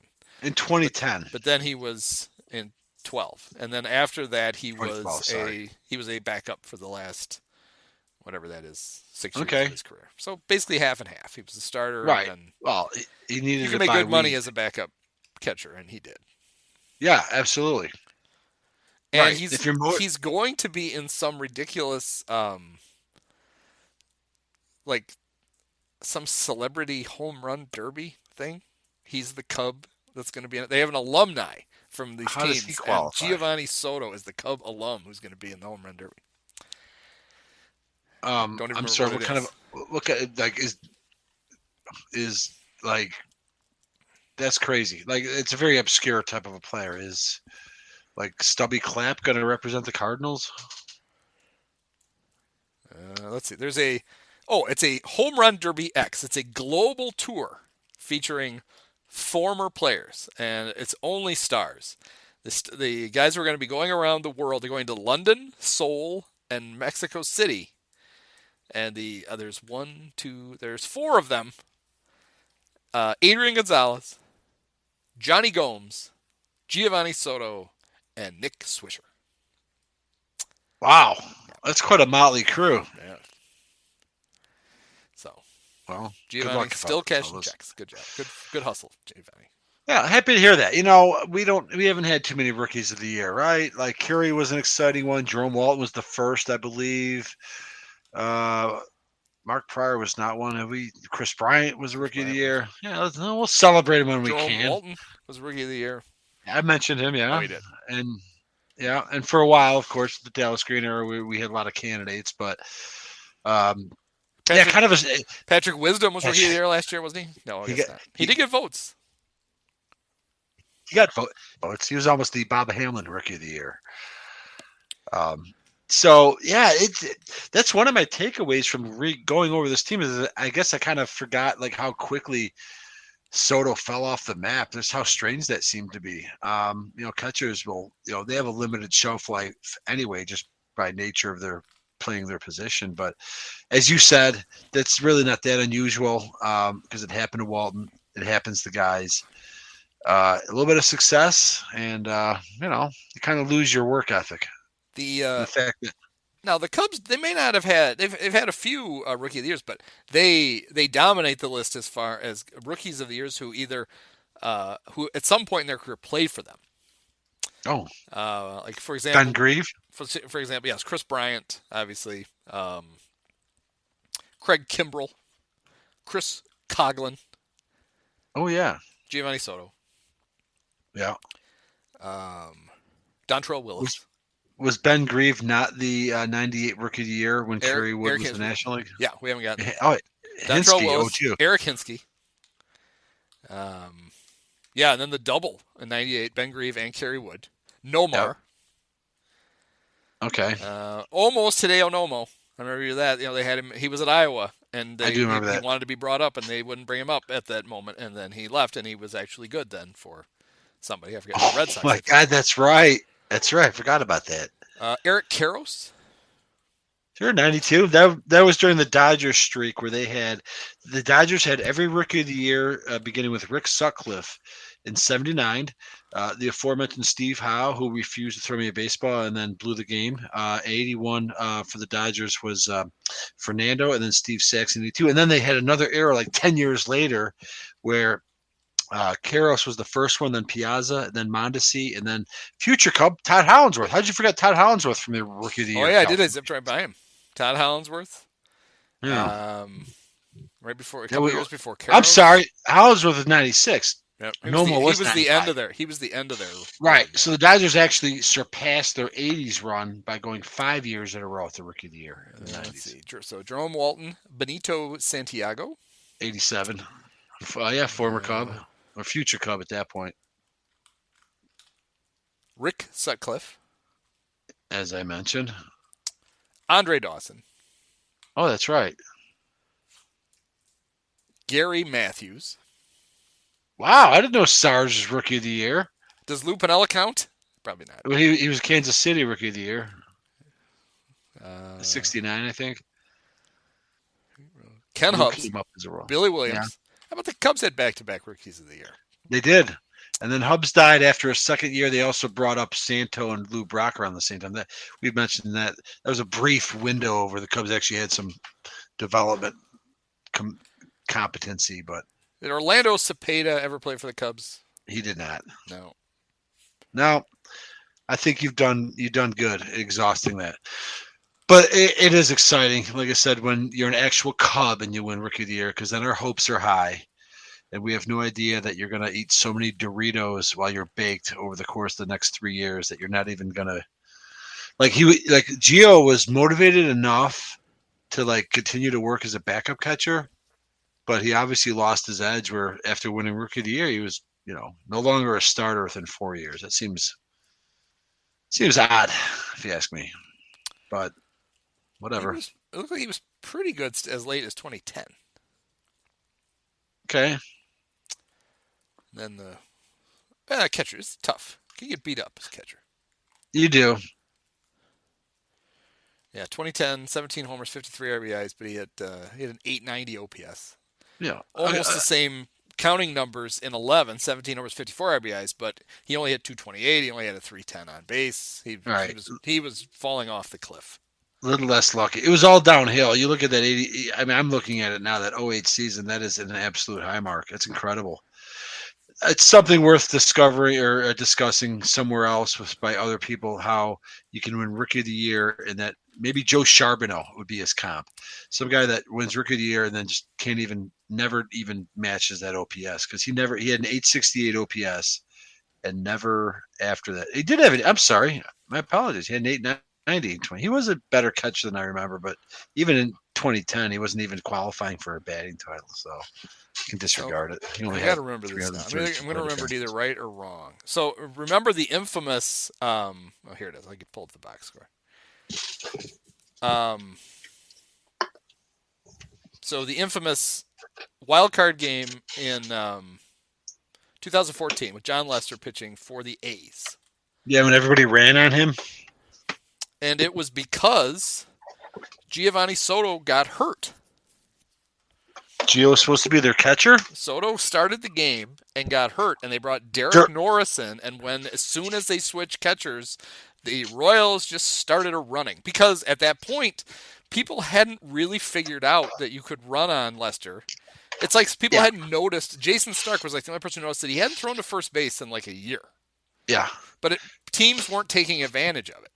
And all of a sudden, when Soto left the game, Ned's like, let's start running. And they stole ridiculous amount. But I always thought it had more to do with Lester's refusal to hold runners than anything to do with Gio Soto. So that's an interesting angle, because I think of that game, and I do think about how it really exposed Lester's refusal to throw to first, not knowing that Gio was actually the starting catcher, and that he might have somehow mitigated that, is what you're saying, maybe? That it was no. What I'm saying it wasn't like their game plan was to jump on Lieber from the beginning. It was that once Soto went out, then they exploited. That's right. The stolen bases started after Soto got hurt. So it sounds like Derek Norris is way more suck-assy than Soto. Then the issue is Lester can't hold runners on. They stole one base off of Lester and Soto, and then they stole 1, 2, 3, 4, 5, 6 off of Norris. And although They only stole 3 bases off of John Lester. The rest came off of Luke Gregerson, Sean Doolittle, Okay. Jason Hamill. That, I think, is why Jason Hamill, another former and then future Cub. Right. At that point, he was. So that is why the Derek Norris, Giovanni Soto thing has always persisted, is because it didn't just happen when Lester was in. Correct. Yeah. It happened after he left the game. In fact, but more. It's kind of unfair for Lester because it seemed like Lester got tagged with that stigma. I mean, and it was certainly deserved because there was no question he did not check runners. That's about the time then they started making a big deal of the fact that he wouldn't throw. Right. So, like, maybe his inability sort of gave them the motivation. Also, during that game, like, fuck it, let's just go. Like, and they became aggressive because that was a weird way to win games in 2014, to steal bases. Well, one of the guys stealing the bases was a future Cub superstar, Terrence Gore.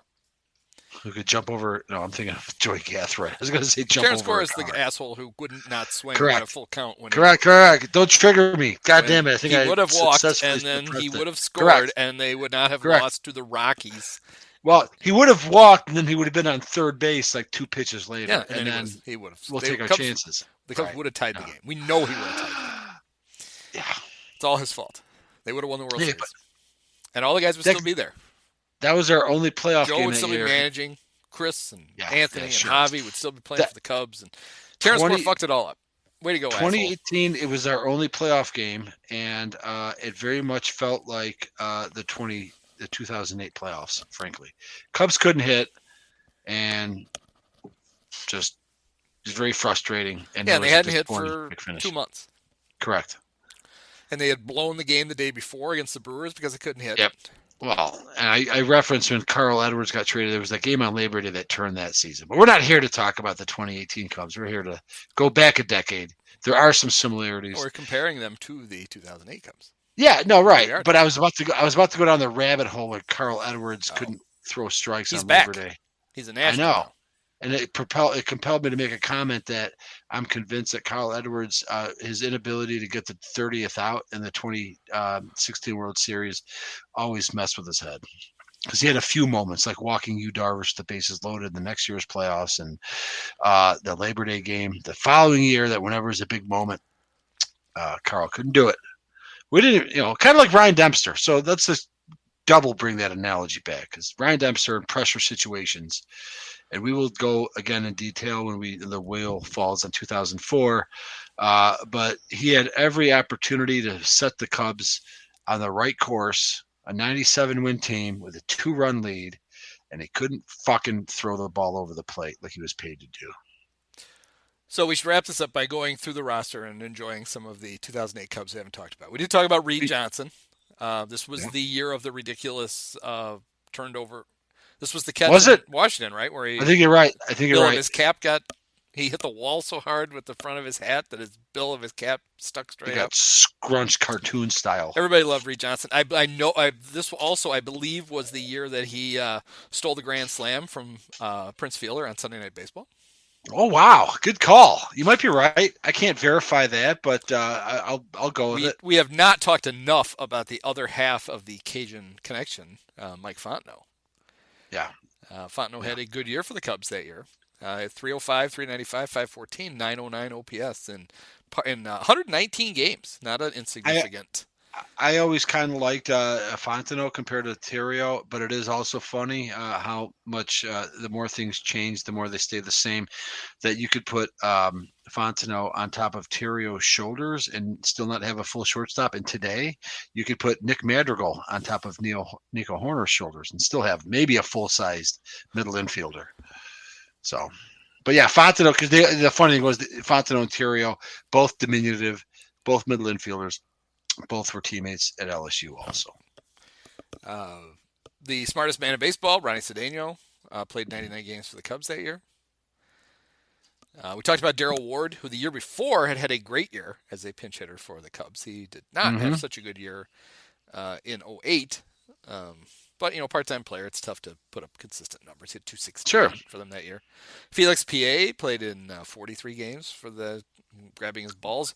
Micah Hoffpower, as you said, was a late-season call-up and hit 342, 400, 534. He was clearly the best player on the team. Right. And I don't know why Lou wouldn't play him. Again, I think he may have hit a granny in September in Shea, but September was a nice month for those Cubs. They could let he the was Mika playing Hoffmans in play. that. He started Right. that He Rockies got called game. up earlier. You're right. Because he was in the middle of the big comeback. Eric Patterson That's true. played 13 games before being traded to the A's in the Rich Harden deal. Matt Merton. Right. Yeah. I noticed Merton's name when I was going through box scores that we hadn't mentioned him. He was the Cubs' leading hitter in 2006 as his first full year. He might have been a rookie, and then continued to just try to single himself to success. He was clearly the key piece in the Rich Harden trade. It was Matt Merton, Josh future. I guess Josh Donaldson was rookie of the year. He was just really good. Josh Donaldson, Sean Gallagher, Right. and Eric Patterson to the A's for Chad Gaudin and Rich Harden. Christ.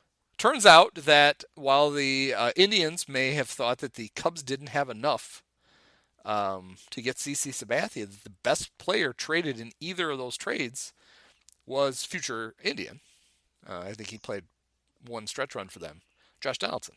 They would have been better off to have taken the Cub deal and given the Cubs CC Sabathia, and then the Cubs, he could have lost game one for them instead. Imagine if we had Josh Donaldson and Chris Archer. Or not. Don't imagine. Cubs that, didn't need Donaldson because they had Gio Soto, and Donaldson was still a catcher. They hadn't moved him to third yet. Got it. Do you remember Casey McGee? I remember the name. I could not have placed a year on him. One of my favorite things It's about McGee. MC capital G EHEE, right? Yeah, it's just McGee, but it's spelled McGee. Right. The Cubs Henry took a bunch of shit because I believe he was a end of spring training cut the next year, right? I'm going to look and see when the Brewers signed him here. He's another like a Schwindel Ortega wisdom rookie. He got lost right after the end of the season, around Rule 5 time. And that's too bad. He tore it up for the Brewers in 2009. 301, 360, 499. And it's like we were just giving guys away the next year for the Brewers. He hit 23 homers, drove in 104 runs, hit 285. That's why I remember him. He was one of those frustrating guys. Yeah, one of those frustrating guys where you're not mad at your team for getting rid of him. You're mad at the player for like sucking and giving nobody any evidence that you're any good, and then being good after they tell you. So he had those 2 really good years for the Brewers, and then he was terrible. He did not play in the big leagues in 2013, but in 2014 he had a resurgent year with the I think they were still the Florida Marlins at the time. Could have been. And he won the National League Comeback Player of the Year award. Wow. Despite hitting 4 homers. Casey McGee, he won. He drove in 76 runs on 4 homers.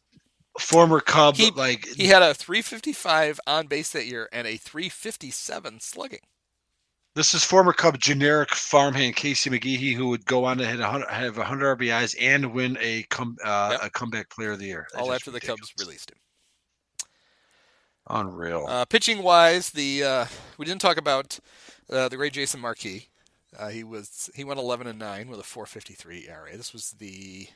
Was this year 2 of the Jason Marquis experience? Year 2 for sure. And he had a 3-year deal, and I don't think year 3 ever happened. It didn't. He got traded to the Rockies. Oh, I remember that. He got so Glendon Rush and Jason Marquis came back, I believe, for opening day, right, in 2009? Glendon Rush? Really? And they got booed at opening day. And it was Glendon Rush. The last thing that happened to him with the Cubs was he had some kind of health event, like a heart attack or a stroke in the weight room. And I'm like, why are we booing Glendon Rush? This just seems cruel. We've become so jaded, maybe. The Cubs traded Marquis after the 2008 season for Luis Vizcaíno, who played for like a week. For the Cubs. Not to be confused with Aroldis Vizcaíno, but yes. Let's see. The bullpen, Bobby Howry was in year 2 or 3, and he was not good anymore. No, he wasn't? No. In 08? He'd been really good in 07. Him and Stevie Ayer, both. They were both pretty bad in 08. Howery 7.5 with a 5.35 ERA. Stevie Air 2-0 with a 7.15 ERA. Not good. Yeah. I hated Scott. Yeah, John Lieber so came much. back to make 25 relief appearances and 1 start for the Cubs. That did not go well. No. And the guy we haven't talked about, Chad Gaudin, was the other guy they got in the trade for Rich Harden. And Chad Gaudin was early on with the Cubs really good. Very good. And like keeping things going and fortifying the bullpen. Hey, I like this. He might be as valuable as Harden, who was the starter. And then Absolutely. After just one night, the Cubs come back the next day, and Chad's hurt. Mysterious back injury. And the story would get out that he was outside of a bar, and he tried to jump into a dumpster. Right. And he hurt his back. Just like one of the dumbest injuries. When he came back, I really have a bad taste in my mouth about that. It must have happened on August 29th because he was out for a month. And when he came back, it was no bueno. He sucked. Yeah, he made 5 appearances in September, and his ERA was 15.75. I remember he did not especially make the playoff roster.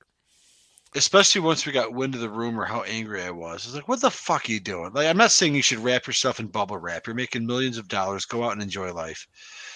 But like his penchant for being a shithead, it seemed to mess them up. I mean, it's a little thing. I'm sure it's nothing. But like, he was pitching really well. And he was, Rich Harden was the centerpiece of that deal. But then Godin was like an unexpected surprise, and all of a sudden, it was like a lottery ticket. Like, ooh, look at this! And then we find out useful player. And then we find out that he got hurt because he was just being a drunken shithead. And it just gives you a bad feeling. Like, God damn it! Like, and that's not why they. I think we've pretty much nailed why they, played themselves out of the playoffs right away, and it rhymes with Schmein Kremster. Because really, if you want to blame one guy, it's him. Honestly, I'm not just trying to do a shtick here, but it's like Chad Gaudin would pitch 7 more seasons in the big leagues and win a ring with the 2009 Yankees.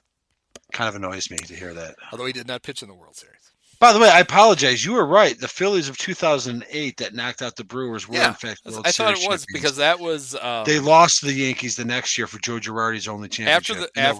After the Cubs got swept by the Dodgers were playing very well against the Phillies, and Matt Stairs, yeah. basically kicked him right in the balls with that. Sorry to so arrogantly dismiss that. Now that I think about it, you're absolutely right. And then they had the most ridiculous World Series ever where it would not stop raining, and they played in the mud. And that's when Bud Selig changed the rule now that if a World Series game, any World Series game, is suspended by rain at any point, they resume the game. Okay. They'll never wipe out part of a World Series game because of rain. If there's a rain delay and you can't resume that night, when you start up again, you will start right where you left. Yeah. Because they were making the Rays and the Phillies play in mud up to their ass. In a World Series, which is pretty unprofessional. I guess we should mention to cap it off that 2008, although our beloved did fall short and frustrate us and create all kinds of heartache, it is interesting to note that Joe Madden became a bit of a thing by leading the Rays to the World Series. So there's a little bit of synergy there. Come home to roost within a decade. But yeah, you're right. The Phillies won those series in 08. It was 09 where they lost to the Yanks. Yes, I do think that the 2008 Cubs would have not been a good matchup for maybe that's what was your brother? Whoever was saying they weren't.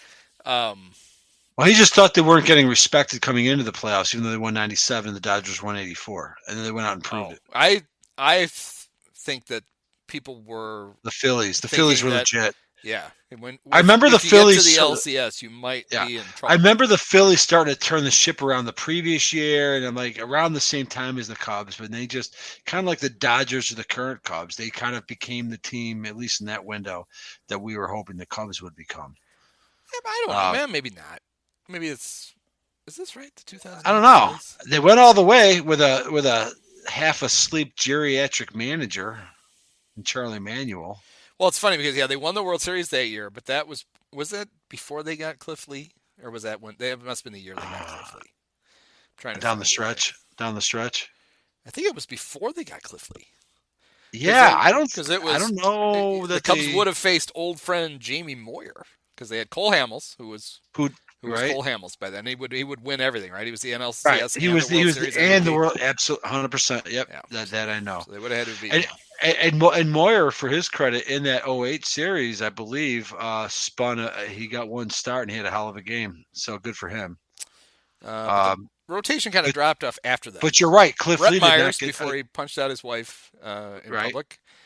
Adam Eaton before maybe after he cut his leg open. The pitcher or the shithead outfielder? No, the pitcher. Who went on the disabled list because he was trying to open a CD case with a knife and he stabbed himself in the leg. You would have gotten vintage Brad Lidge, however, 195 ERA. Post Pujols homer, but he still was good. Yeah. Ryan Howard was kind of good that year, I guess. He had 48 homers, 146 RBIs. The all-was wet Chase Utley, 33 homers, 104 RBIs. Yeah, it was a good team. Jeff Jenkins was an extra man for them. Taguchi. He played in the 1998 Brad Brown game. Aforementioned Matt Stairs. Todd Taguchi finished up his career for them. From the White Sox, that guy? Star. Yeah. Well, and Taguchi, who was a former Cub, or probably a future Cub at this point. Pat Hughes. That's Pat. Well, that's Taguchi. Yeah, we get it, Pat. It's hilarious. Wow. By the way, Cliff Lee, 43.2 WAR. So according to the Harold Baines principle, Cliff Lee should be a Hall of Famer. Yeah, Cliff Lee was really good. He was good. He's one of those guys who, like, him and Roy Halladay both, which is ironic because they would both pitch for the Phillies eventually, were these highly touted pitchers who fell on really hard times, and it looked like they weren't going to make it. And then all of a sudden, and yet they roared did back and then had incredible careers. So, yeah, it's a good point that even if the Cubs didn't shit the tub against the Dodgers, you hit on the head. It's the best way to summarize it. They were built to win 100 games, not built to really. I mean, maybe that's an overly trite way of putting it, because how do you really build a team that can win in the playoffs but not get to the playoffs? But I think whether it's the Phillies would have bounced them. But I mean, the Brewers might not have. You do wonder if they had because they tried, if they had been the team that got CC, how much does that change? Oh my God, he's pitches against the Dodgers in Game 1 instead of having to pitch against the Phillies, and he wins it, and you're up 1-0, and the whole series flips. Yeah. And then you get Dempster in a more comfortable spot. He's a Game 2 or 3 starter instead of a 1. Yeah. So it's all it's all Henry's fault. He needed to get it. He didn't get it. Way to go, Jim. He didn't have the bullets. I don't know how much of a prospect Michael Brantley was. Well, but that's his fault, because he had been before he was a GM. He was a farm director. Well, and he obviously underestimated probably Josh Donaldson. Nobody knew that Josh Donaldson would become such a great player. He was so far from the big leagues. You got to give.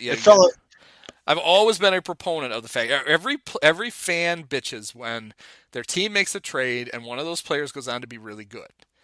And I've always been a proponent that has to happen. Every once in a while, a guy you trade needs to turn out to be good, or otherwise nobody wants any of the shit from your farm system. Right. If you're trading guys and they all suck. Well, the Braves. We've talked about at some point teams are like, I'm not trading with you. Everybody we get from you blows. You basically talked about how John Sherholz built a whole foundation of getting prospects that turned out. Peter Gammons to tout every Braves prospect pitcher was the greatest thing ever, and everybody would get all excited, and then they'd suck.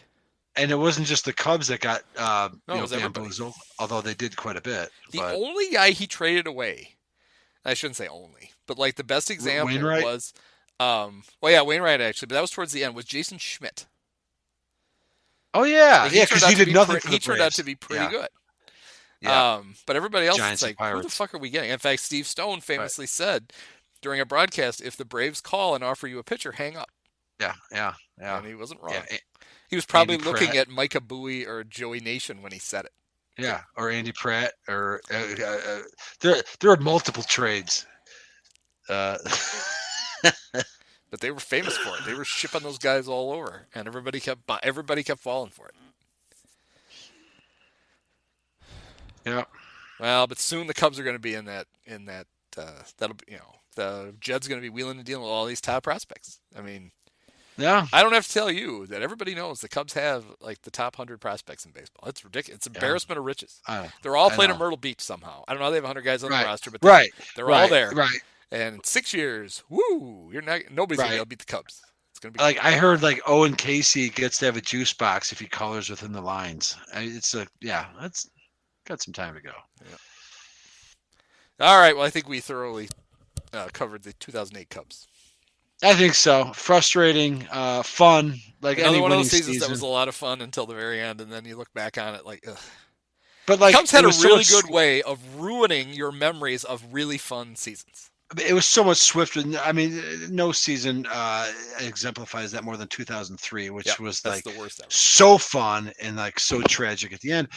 This was so swift at the end. It was almost you didn't know what hit you, and yet we spent all summer atop the National League. And the 2003 Cubs, we haven't done them yet, right? When we did the 2003 Cubs, that's right. It was 3 hours long. I'm sure I said this at that point. If they had simply lost 4 games to 1 to the Marlins, right, everyone would look back on that as now obviously it would have been surpassed by the 2015 and 2016 Cubs. No. But that would be the season you look back on. God, that was fun. Oh my God, that was amazing. Yeah. Remember we beat the Braves. We won a series. We beat the 100 win Braves. Yeah. But instead you look back on it like those fucking losers. They did it to us again. Yeah. They ruined it by winning. They won too many games. Right, and they just got tenth. It's Randall Simon's fault. Right, Randall Simon, and he doesn't hit that home run, and they win. That's right. Win game 4 or game 3, yeah, and they and just then piss it away in normal fashion.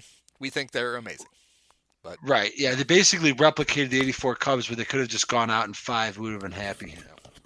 But they had the advantage. They would have always had the advantage over the '84 Cubs, in that they had won the first playoff series in Chicago since. The 17 White Sox, right? In baseball, yeah, 17 White Sox. I never considered that before, but you're right. I mean, yeah, but nobody remembers that.